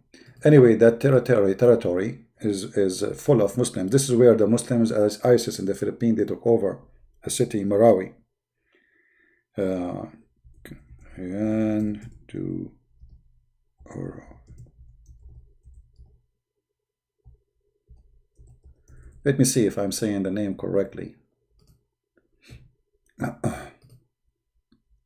Yeah, anyway, so when I went in this town, first of all, like, they were waiting for me in the airport. The airport, right away you arrive, you in the front of the airport, there's a flag of ISIS in the Philippines. Imagine. There's a mosque. Everybody in the airport is a Muslim. They have beard. I mean, right away you feel like you think you're going to Indonesia,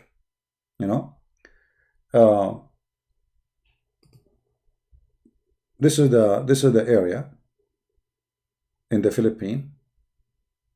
All right, and here there is. Let us see, where is Marawi?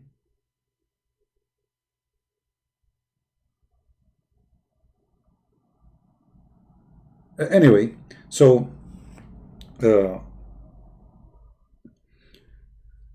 There was a present in the front. When the Muslims came, the pastors of the church, they put them in the front seats, in the front of me, right away in the front. And there was one Filipina with them. Supposedly she is a princess. Those the people, they have a tribe. They have a tribe, and they have like those tribe. They have leaders. So she is a princess of the head of the tribe. And this Filipina, she was a Muslim and she became a Christian later. She was born from a Muslim family, and then she became a Christian after that. And there was like a long line of Muslims, and actually the Muslims, they were dying laughing. I mean, not even one of them he got upset. One of them, he asked me if he can get a CD of what I am saying. I said, we don't have a CD really, but you can ask the church if they are recording anything. They can give it to you. Yeah, so the Muslims, they were laughing, and depend what kind of Muslims you are talking about. There is the most of them, they don't know what this cult is about. They were laughing, having fun. And they said, this is all is true. I mean, this is crazy. This is how, yeah.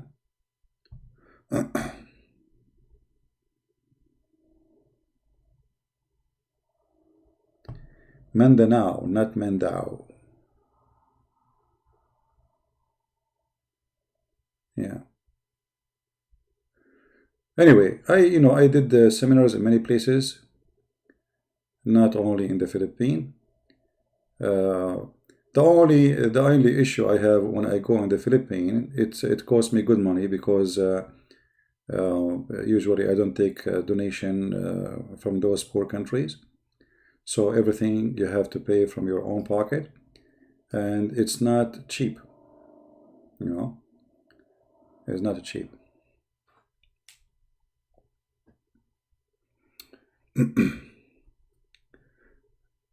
Philippines is beautiful, but I'm really worried about Filipinos these days because of this corona.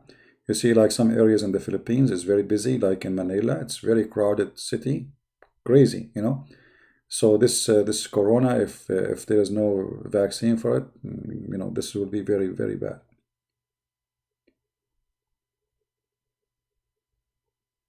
What do you do with Muslims who pick up and choose hadith? No problem, they can do that. Still beat them with their logic.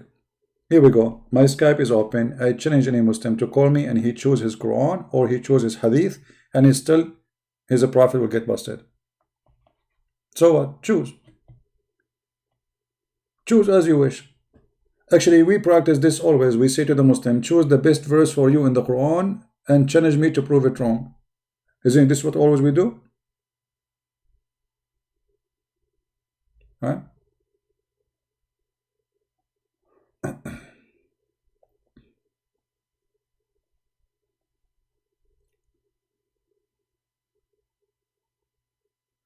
Now it's cheap. Yeah, but there's no flying now. Nobody will let you get in. It's a wrong timing to go anywhere. Otherwise, you see, I don't really mind. But for me, I don't prefer to go in an airplane in the time of such a thing. You have to be smart. Because sitting in an airplane for many hours, a small box. So if there's only one person is infected, he can infect you, Now, some people, they say, well, aren't you a believer? So what if you're a believer? A believer should be smart, not a fool. So there's a disease, and the disease is a disease. This is not a joke. So a believer should not risk his life if he can avoid danger for no reason,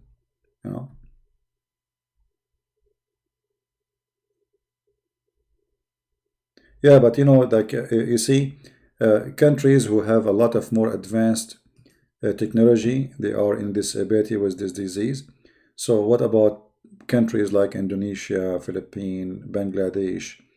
You see what's happening in Iran, and actually even Italy, because Italy have a very bad health system, very, very bad. Italy is not the same as before. Italy today is like a Middle Eastern country. It used to be something in the past.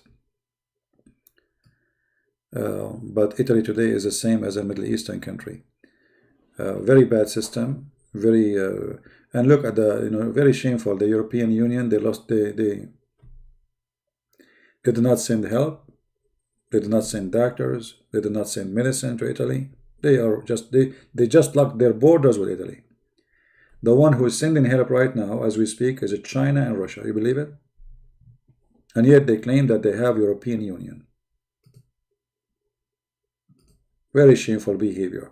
So, this is why I say that in the time of Corona, this Corona taught us a lot of things. Like the first, if you are a European, you should learn from Corona that the European Union is not exist yet.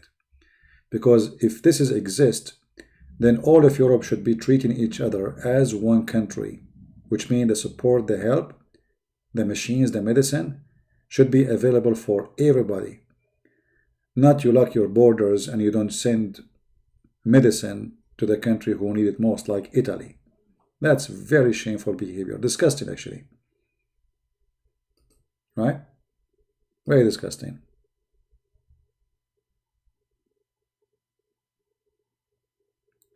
No, you should not go to the church in this time. Why you want to go to the church at this time? You see, Jesus said, the one who want to pray, he can pray in his closet. Correct? So this is not smart. And why you want to, what is the point of this? You want to prove that you are a Christian? No, this is not, this will not prove you are a Christian. That will prove that you are a fool.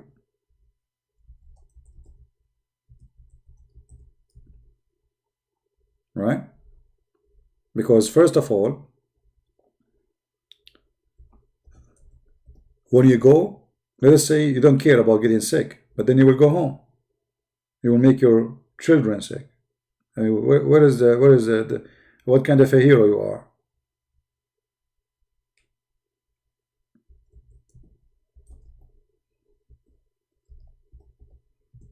Christian, he should not do things. Things will harm others. You should not be selfish. So if you don't care for death, but you should not bring death to others, that is not a Christ teaching.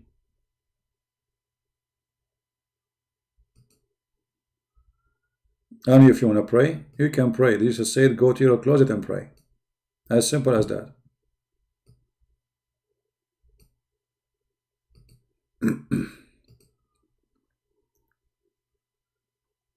You can pray in your basement, you can pray in your bedroom, you can pray standing, you can pray even sleeping, you can pray when you are eating, you know.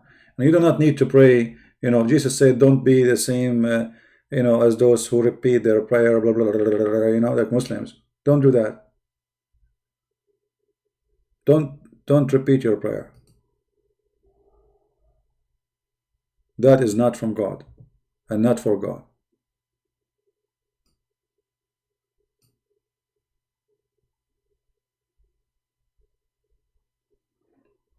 God, he do not need repeaters. He knew what he want. He knew even your heart before even you say it. So make your prayer simple, faithful, truthful. Few words is better than a million words.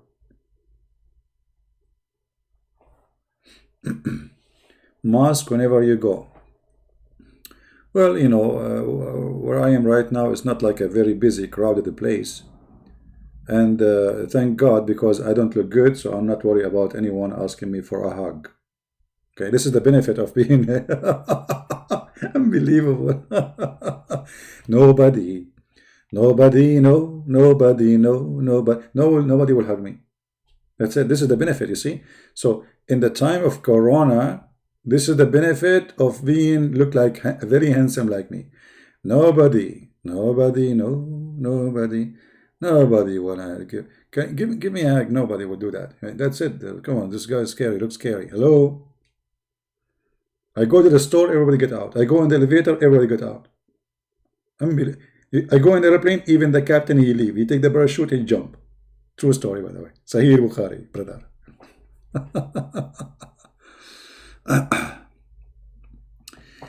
Yeah, you know, thank God, I'm very, you know, my health is good. But you cannot just say, okay, I'm healthy, and that's mean I can fight this virus. You never know. Virus can take you down. And if somebody die because of a virus, it doesn't mean he is bad or he is good, or you know, this is it's a virus. Come to the bad, come to the good. You know, disciple of Jesus, they've been killed. Christians died by millions. Is that supposed to will make me look better? My friend, what Tom Cruise?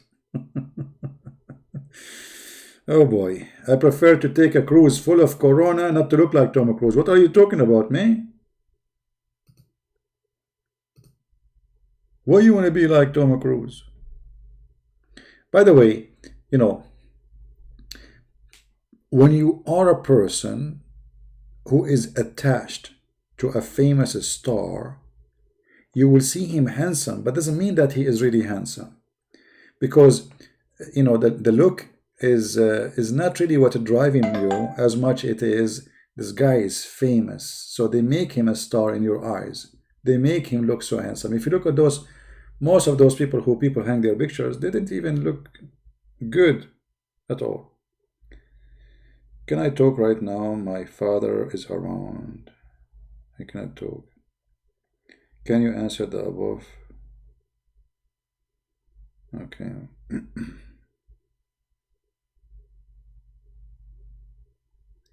You told in YouTube before that you drink something. You are bad Christian, some like bad Muslims who we don't kill anybody and we love everyone. Well, I don't know what I understand what this guy is saying. A Muslim saying, why you drink if you are a good Christian? Muhammad, the one who's asking me. First of all, who said to you I drink? Secondly, drinking doesn't make you bad. It's what you do. As an example, if somebody drink beer, but he never raped children like your prophet, so who is better? And who said to you that Muhammad did not drink? Muhammad used to drink 3 days, 4 days a week. Actually, he used to teach Muslims how to make alcohol. To the point even he praised alcohol in the Quran. and he claimed that alcohol is a sign from Allah. It's a miracle.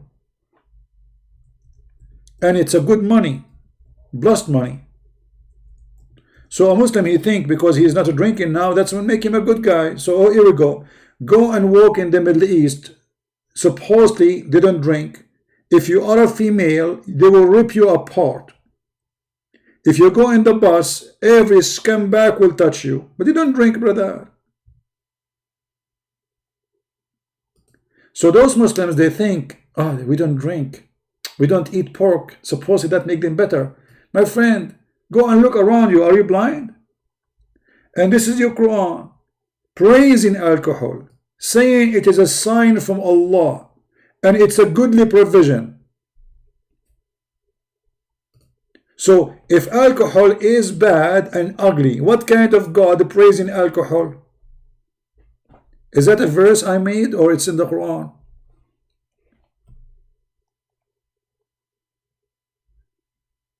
He's saying he cannot talk right now.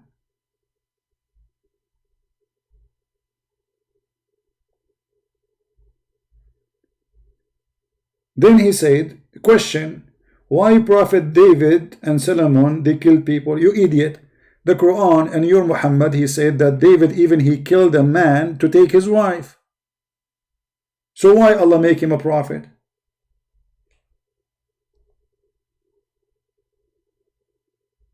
What's wrong with you?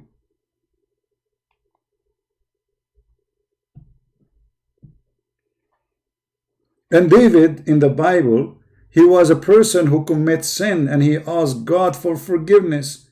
If you read the book of Psalm, you will find that David is all the songs supposedly he is asking for forgiveness. He's repenting.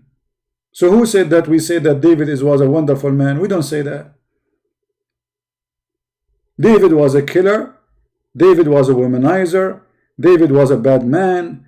David was a harmful person. I mean, everything bad in the world, you can put it in David. And the Bible mentioned that. The difference is that you Muslim, you claim that Muhammad, he is a great man. But yet he did not repent for all the sin he did. He claimed that Allah told him to do that. So David, when he was a bad person, he did not claim that God told him to go and kill a man so he can take his wife. This was his crime.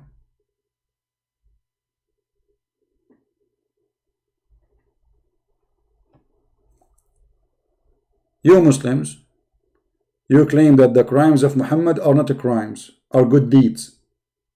This is the difference. There's a huge difference between me committing sin and asking God for forgiveness and confessing my sin, or claiming that my sin is good deed. So the difference between David and Muhammad, Muhammad he commit way more ugly crimes, but yet Muhammad he never confessed his sin. He never said that I am a very bad person and to God I ask forgiveness. And you are saying to me, your dad is next to you. So what does that mean? Aren't you a man? What will happen? So what if your dad is next to you?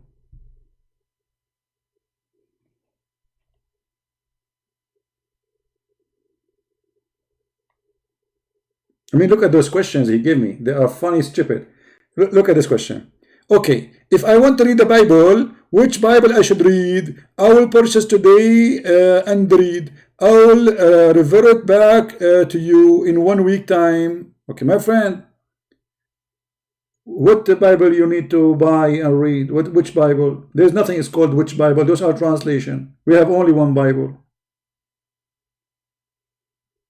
So you have a wrong understanding of Christianity. So when we say translation of King James, this is a translation. This is not King James. He made a book.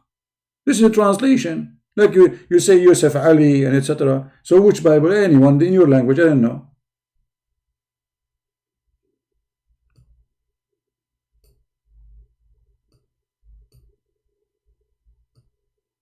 Be smart, be vigilant. I'm not trying to put you down, my friend. I'm trying to speak to you as an adult. Be an adult.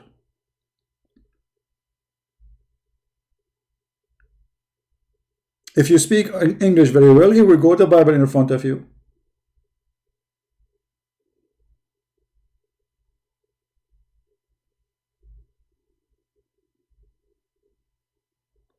Do you remember, guys, the gentleman, the doctor, what his name?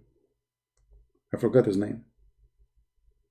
The one who he argued with me for 2 hours and then I hang up on him. What was his name? Dr. what? I forgot. This is just 10 days ago, 15 days ago. He sent me a message saying, God bless you for showing me all those things, which means he agreed with me and maybe he left us now. Hamoudi, Dr. Hamoudi. Dr. Hamoudi, yeah. Yeah. He sent me a message saying, God bless you for showing me all those things, which means he agreed.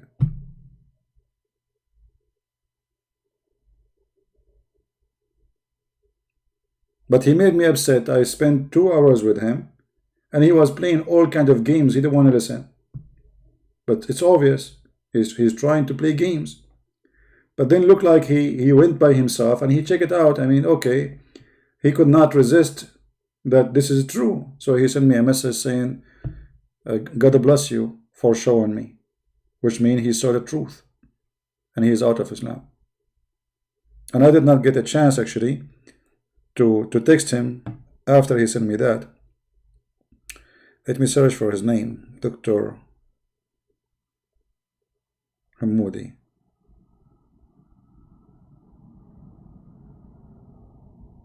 Okay, let me send him a text message.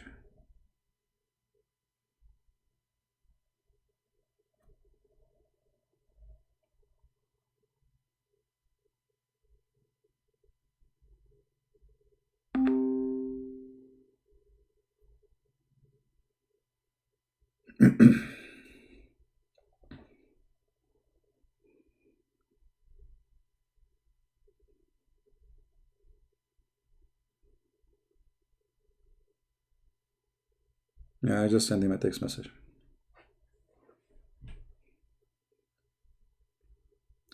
Okay, I'm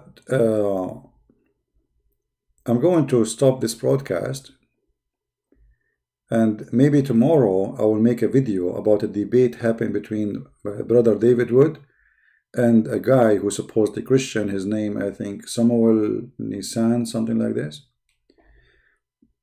Maybe I should not talk about this person as a person. I don't care for him much.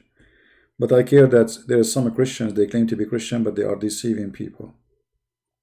Claiming that we as a Christian, we should not attack Islam. And you know, always when somebody, he come with such a claim, ask him, how many, okay, so those like Christian Prince or whatever, David Wood, they are wrong. They are wrong in the way they do things. They attack Islam. How many Muslims was able to accept Christ because of the way you do things? If he said 0, obviously he is not truthful. Correct, guys? That means he's being foolish. Because imagine you are teaching me how to do fishing, but you never get a fish.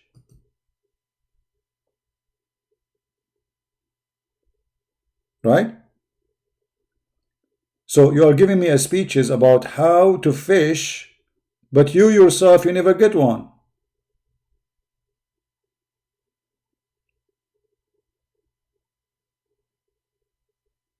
And that is called foolishness. Those people we should not listen to. They are speaking foolishness and they are not being Christians. They are trying to stop you, actually. They are used by the devil to stop you from doing the work which we should do as a Christian. I remember once a bishop, he's a very old man. I respect him, actually. He's a good man. But he said to me, you know, he's speaking like wisely, supposedly, and he said, so what do you get from this? I mean, people threat you, they want to kill you, etc. So I said, okay, I will ask you a question, Bishop. How many Muslims accepted the Christ until now in your age? He said, no. I said, ask me the same question. That's all. I do not need to debate you. I said to him, ask me the same question. And you are saying to me, what is the benefit? What is the benefit, Christian Prince, of what you are doing? Well, ask me the question. The benefit is so clear. A lot of Muslims left Islam. What do you want more? It's like a person want to teach you how to swim, but he never jumped in the water before.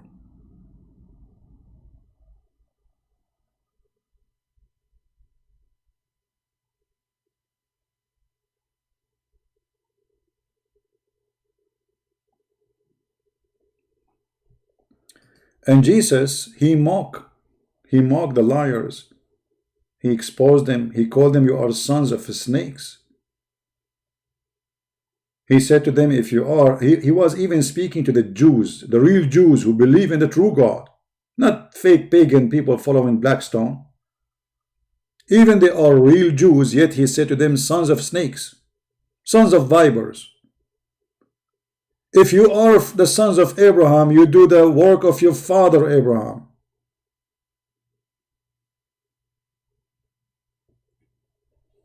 Right? So don't make those people fool you. We have enough foolishness. Islam exists actually because Christians are not taking a stand to expose this cult.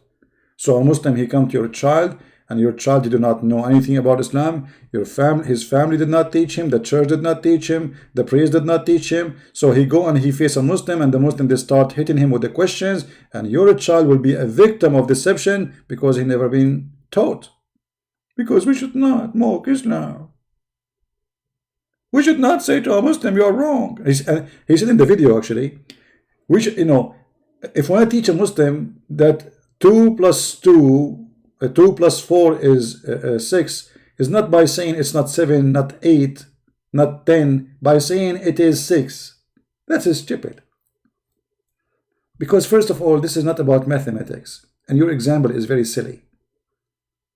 Secondly, if you don't show him what is wrong, then how will he know what is not wrong? So what do you mean we don't say to him 7, it's not 7, it's not 8? So if a person, he believes it's 8, so we say to him it's not 8? We don't say to him that?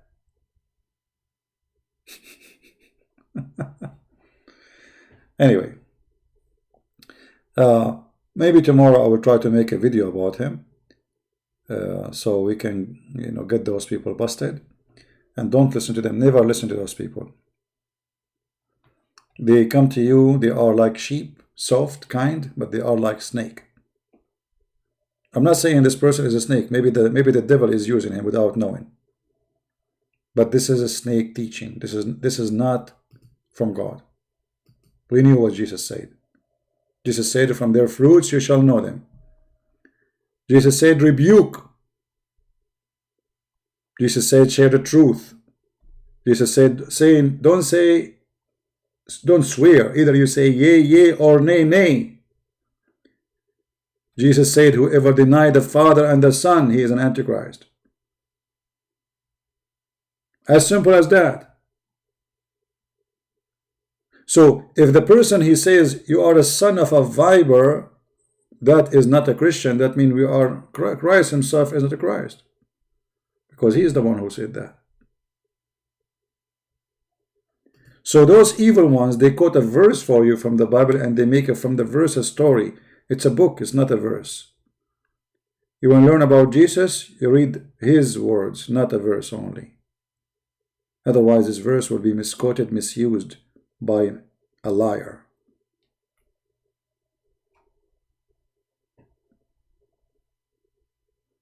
Like the Muslims, they take my videos and they cut it and they edit it and they put things and they make it sound like something I did not say. This is what you are doing. They take a verse from the Bible, say, see what the verse saying?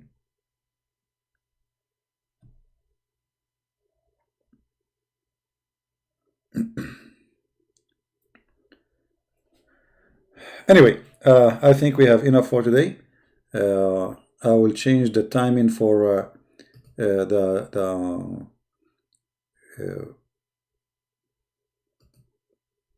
quality of life. I don't think it's a good idea to go now after those hours we are here. Too many hours already. So I will change the date to tomorrow, but not sure what time I should do it.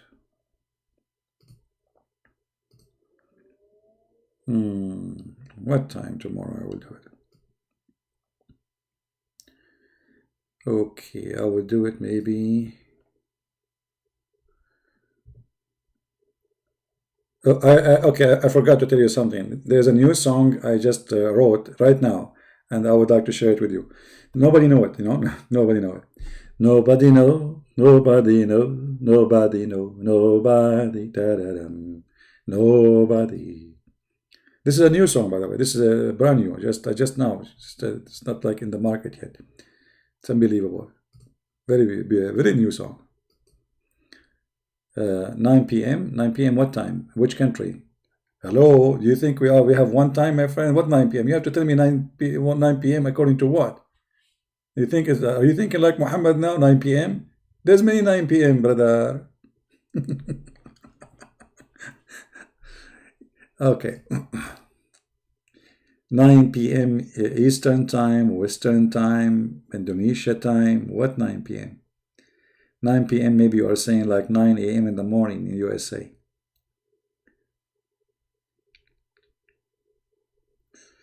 Okay, let us see.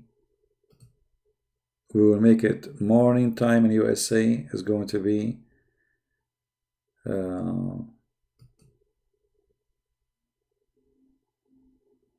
yeah. Okay, you check the time in the video there, and you will find out what is the time for tomorrow. Arab time. If it's Arab time, that's mean will never happen. You know, when an Arab guy he says to you, "I will be there at 6 o'clock," that means maybe in the coming 6th century, 600 years, 6,000 years. You know, yeah. You call the electric company, you say to them, "We lost electricity." They say to you, "Inshallah, we will fix it." And then you wait 1 day, 2 days, 3 days, 4 days, 5 days, 7 days. You call them again. Brother, we have no electricity here. Brother, didn't we say to you, inshallah, we'll fix it last time? Yeah, you told me that. Exactly. Inshallah. Allah did not insha yet. We are waiting for Allah to send Jibreel and to say do it. So we have to wait for Allah permission, brother. Unbelievable. Yeah, inshallah. This is why they are behind the cave time, because everything is based on inshallah. And Allah never will. If Allah will. And Allah never will. Allah is asleep. He's snoring. The only thing can wake up Allah is a song written by a famous singer. His name is Nobody know, oh nobody know, nobody know, nobody. And then Allah, Kusha Prince is singing again. I cannot sleep with this guy. I mean, what's wrong with this guy? He can't stop singing this song. I'm going to explode. Can you stop him, please? Stop this guy. Do something. And then Allah, he will call the angel of death to come and take my soul. And the angel of death, he will come like a fly. Zzz, zzz, zzz. He's in my window now. Zzz, zzz, zzz, zzz. But he cannot get in because I ate garlic, brother. Unbelievable. I mean, what kind of angel of death? He's a charge of death, but he cannot get in because I ate garlic.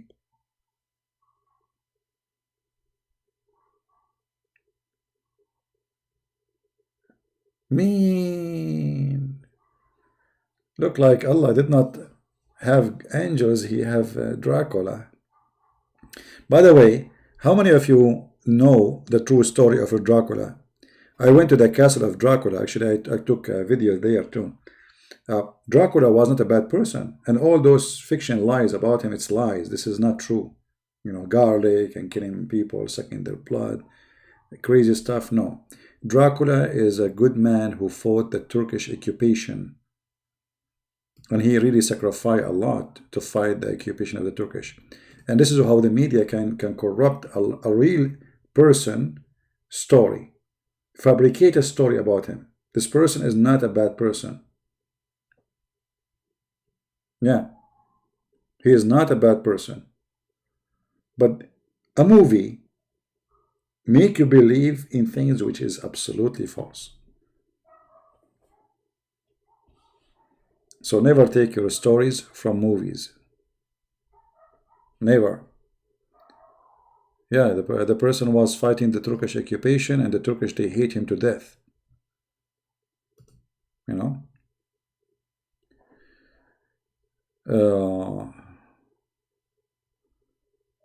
You need more Dracula to fight the evil ones. So you see how media can corrupt stories and damage the reputation of a good man? A person who is a hero, defending his country, defending the Christians, they made him a blood drinker, an evil man, blah, blah, blah, blah. He have teeth coming. By the way, he have the teeth in the movie. I don't know. I notice I have teeth like this. I have one tooth left, to be honest with you. And I have to admit, after I start singing, my teeth is coming back. They are growing, especially with the song like "Nobody, nobody know, nobody know, nobody know, nobody." Since I start singing this song, my teeth is growing back. You know, so if you like practice it, you will see that it's called the Prophet Muhammad medicine. This song, you know, you sing it, you are fine. Your teeth grow, your hair grow. Even the hair can grow in the wrong location. So like if you are a person hoping that your hair will grow on your head, it might grow on your tongue, which is very nice. I mean, who cares? That still will protect you from corona, you know? Anyway, I want to say thank you guys for being here, and we will try to be here tomorrow, but in the quality of life account. And if you did not subscribe there yet, please, you can go to Patreon, click at the videos, and you can find the channel. And by the way, those who they are in Patreon, some people think that people who they are in Patreon, they are donating. I mean, everybody there is donating to me. No, you can be in Patreon and you do not donate a penny to me. All right? It's just like Facebook. So all this number, not all of them, they donate. Very, actually, I don't know how many exactly, but there is a huge number of those who they are there, they are not donating. So when we say subscribe in Patreon, does not mean you are going to donate.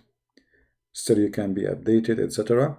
And you know, most of people actually they cannot even donate, even if the one they like. There's some people they don't have a credit card. There's people. So Patreon, you see, I don't do my work for people who donate.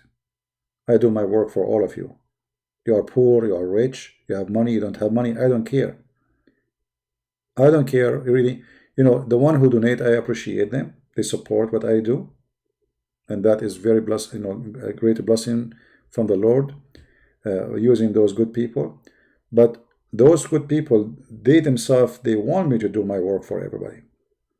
So they do their part. But don't ever think that my work is done for those who donate. My work is done for everybody, starting with the poor before the rich.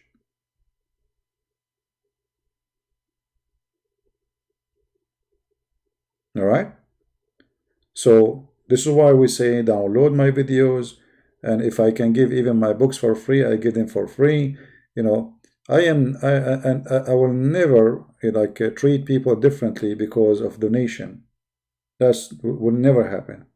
And if I have donation or not, still I will do what I do. You donate, you don't donate, I will do what I do. You help me, you don't help me, it doesn't matter. This is not a choice for me. It's a mission. It's a must. So, because I receive sometimes messages saying, Christian Prince, I don't have money to support you. How I can watch my videos? I said, my friend, you can watch my videos anyway. Who said you have to support me? Who said that to you? Like if it's like you have to log in to see the video, but it's not really only for those who donate to me. I don't have I never activated that option. Anyone can see my videos. Subscribe here. You don't need to go to Patreon. So never think about it this way. We are not here to the support I receive. It's very important for me to get support, because all of us, we have needs, and that is not a secret. But not because of that we do what we do. And those who support us, they will not themselves accept to be treated differently. Otherwise they are the one who will need a special treatment because he donate. Obviously he's hypocrite, right? And if you know someone is poor in your area and you are a poor person, you better help the one who is in your town need your help. The Lord always will provide, my friend.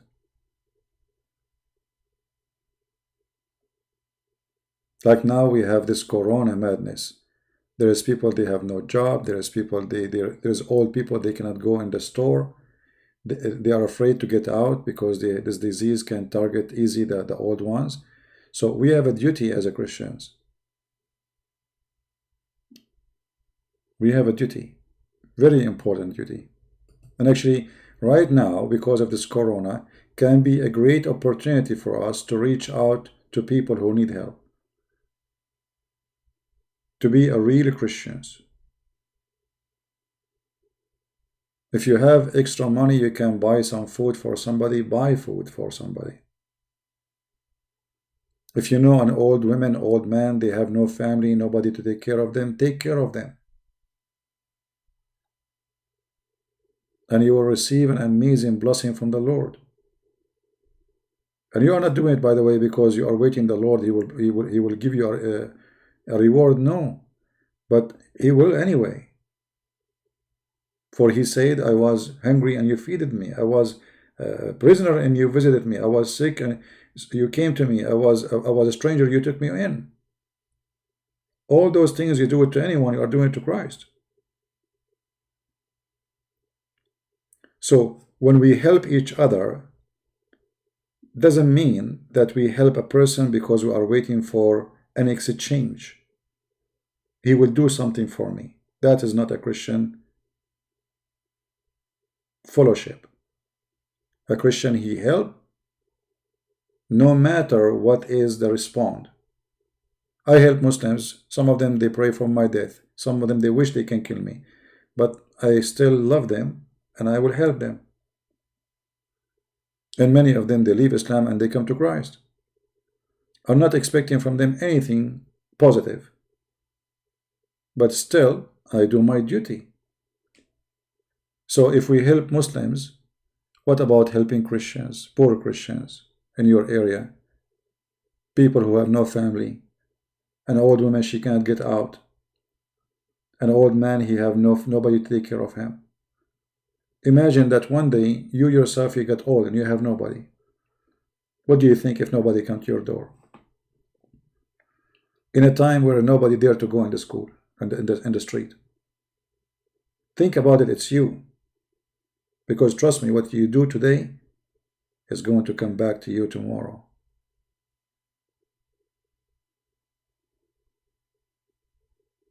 So, helping others is a Christian-like, Christ-like,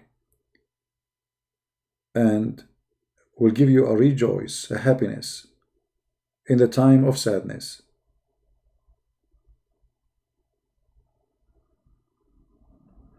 And you can even help people not only by supporting them by food, etc. Sometimes maybe they have money, but they don't have anyone to talk to. They don't have anybody to do shopping for them. So if you know a neighbor, she is old, he is old, knock at their door. How can I help you? There's something I can do for you. You will see how much happy you will make them. Because they will see, they will feel that God is still there. God, the people of God is there. A stranger coming to my door asking me, do you need anything? This is something very beautiful. We should maintain. The teaching of Christ shall never die. Should live with us, within us, by our action. And this is why the Lord, he said, from their fruits you shall know them. So let your fruit speak for you. not just your words. Talk is cheap. Action is the proof of the words. Always, always, there is something in your heart will make you rejoice. Try it if you don't believe me. Try to help an old person, especially old people. You will feel an amazing feeling inside your heart. It's very hard to explain because nobody can explain feeling. You have to live it.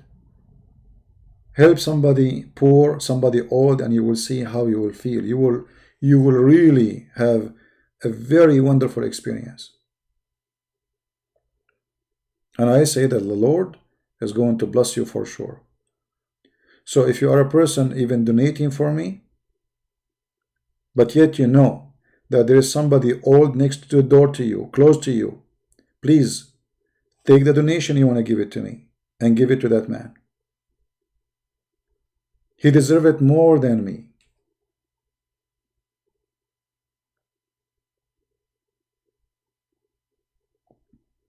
Those people, they need a special care from us. They are us one day. It is you and me one day when we are old.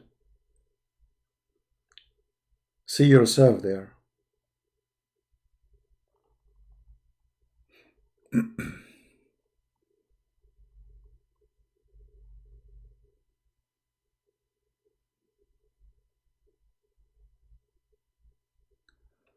Well, Christian, okay, you have to be like you can help, but not directly by you, maybe because you are a stranger, and maybe that will make you being targeted because you are a foreigner. But you can go to a church minister, somebody you know, and you can help through them. Not necessarily you do it directly, right? Not necessarily you do it directly. There is many ways to help. Like if you are a stranger and then you show that you have money, maybe some criminals, they will target you because you're a foreigner. So you have to be careful in this case. But there is Christian churches, there is ministry, they do help poor, etc. Go and see how you can help. Maybe you can do even volunteer help with the churches.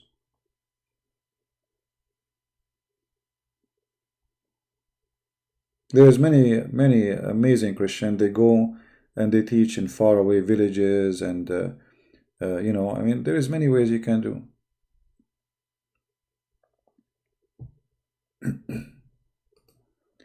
Help always can come in many ways.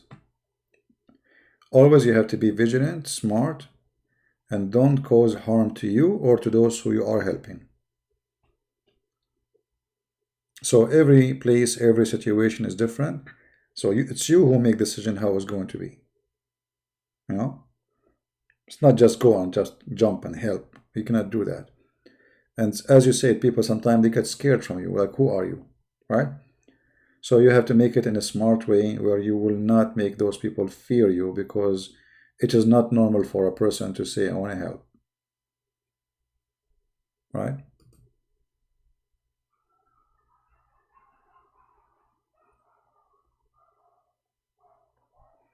All right, Linda. We are Indonesian, have many brothers and sisters, but put subtitle in your video. Well, I don't know. I mean, I think I have it an option that a subtitle should be activated automatically, but look like it's not working. But what you can do, you can download the video to your channel and activate the subtitle, will be added there. The automatic one.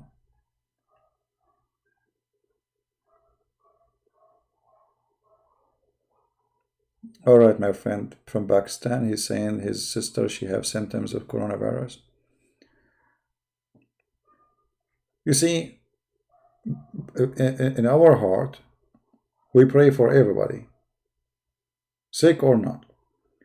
But don't make this virus terrify you. Be a believer. You see, I don't like to get sick, for sure. Nobody like to get sick. Nobody like to be tortured by a disease and etc. It's ugly.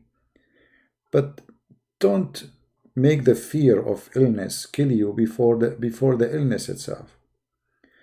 Because the problem is, when we go in fear mode, then our immune system is weak.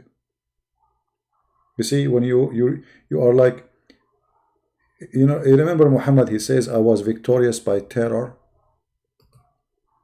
He said, I was victorious by terror. This is the coronavirus. Muhammad himself. Terror can make you subdued to death. You are terrified already. Your body cannot resist because you are scared, you are terrified. It's like you are saying to your body, I'm dying, I'm dead, that's it. So don't let that happen to you. So if your sister, she have that, encourage her, tell her, even if you have it, you will overcome this. Don't let the terror destroy you, my friend. It's very important to have a spirit of a victory, not a spirit of a defeat. If you have a spirit of a defeat before the battle, you are defeated already.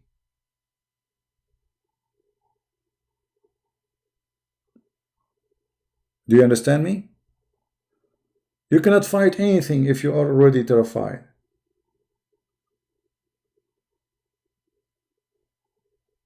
A hero, he cannot be a hero if he is scared. Because the one who wants to save me himself is terrified. How he can save me? His knee is trembling. He cannot even walk. So you have to be strong, and you have to encourage yourself, prepare yourself to any situation, because this can happen to any of us. So if you get this virus, don't die before the virus kills you. Because if you go in this way, you are going to die. You will not survive it. You have to be strong, you have to be smart. This is why the Lord, he said, believe in a stone, you will be healed. Faith is very powerful. Faith is extremely important. Even actually, according to science, they say that those who have faith, they survive way more than those who don't. Because there's one of them, his body give up, he have no faith in anything, look like he want to die. And there's one, he have a lot of faith, and he is surviving, he's fighting.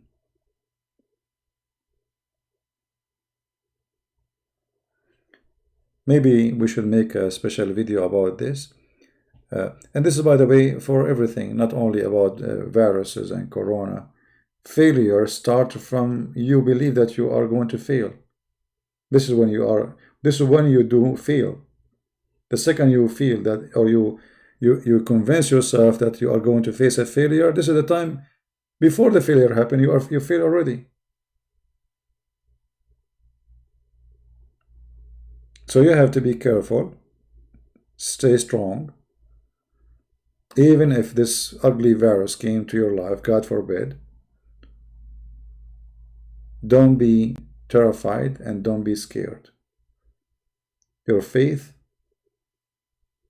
will help you to overcome a very harsh time.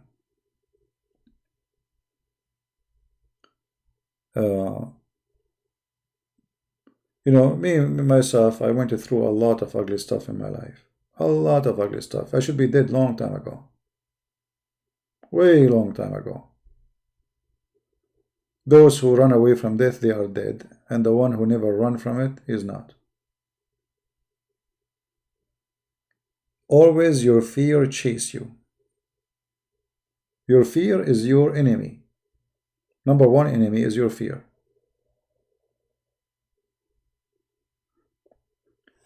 There's people, they cannot walk in the dark.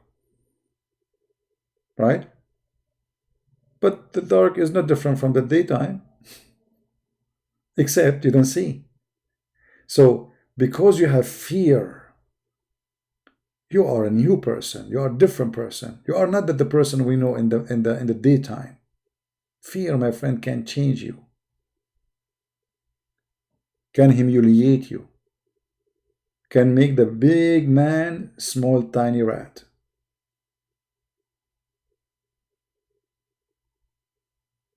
Don't let that happen to you. I remember there was a lady, she was our neighbor.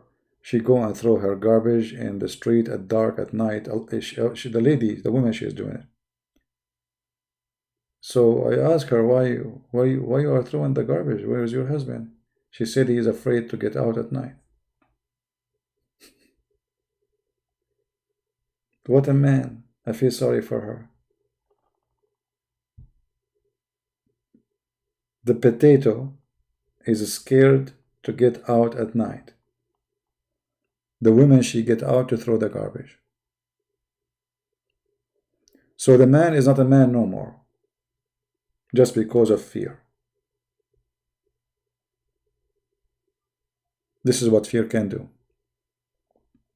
And this is why Muhammad said, I was victorious by terror.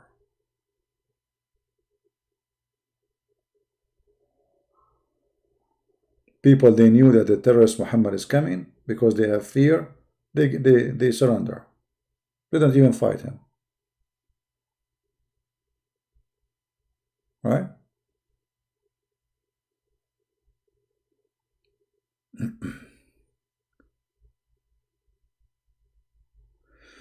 Anyway, I want to say thank you, and please pray for our brother there who have his sister, she have symptoms. Pray for everybody. Poor people are dying, rich people are dying, and this is the time where everybody is equal. But here you notice, by the way, that when you are rich, they treat you differently. Even in Italy, I saw in the news that those who they are rich, they are getting a treatment which the poor one, they do not have. Imagine in Italy, like a famous football player and his girlfriend, they get sick right away, they treat them, they give them all what they need, they give them the machine, whatever, treatment. But those who they are poor, they are taking the machine from their breathing, so they will die, which means they are killing them because there's no enough machines. So the one who have money, they give him the machine to breathe. The one who don't have money, they let him die. And this is happening everywhere. The world is very evil.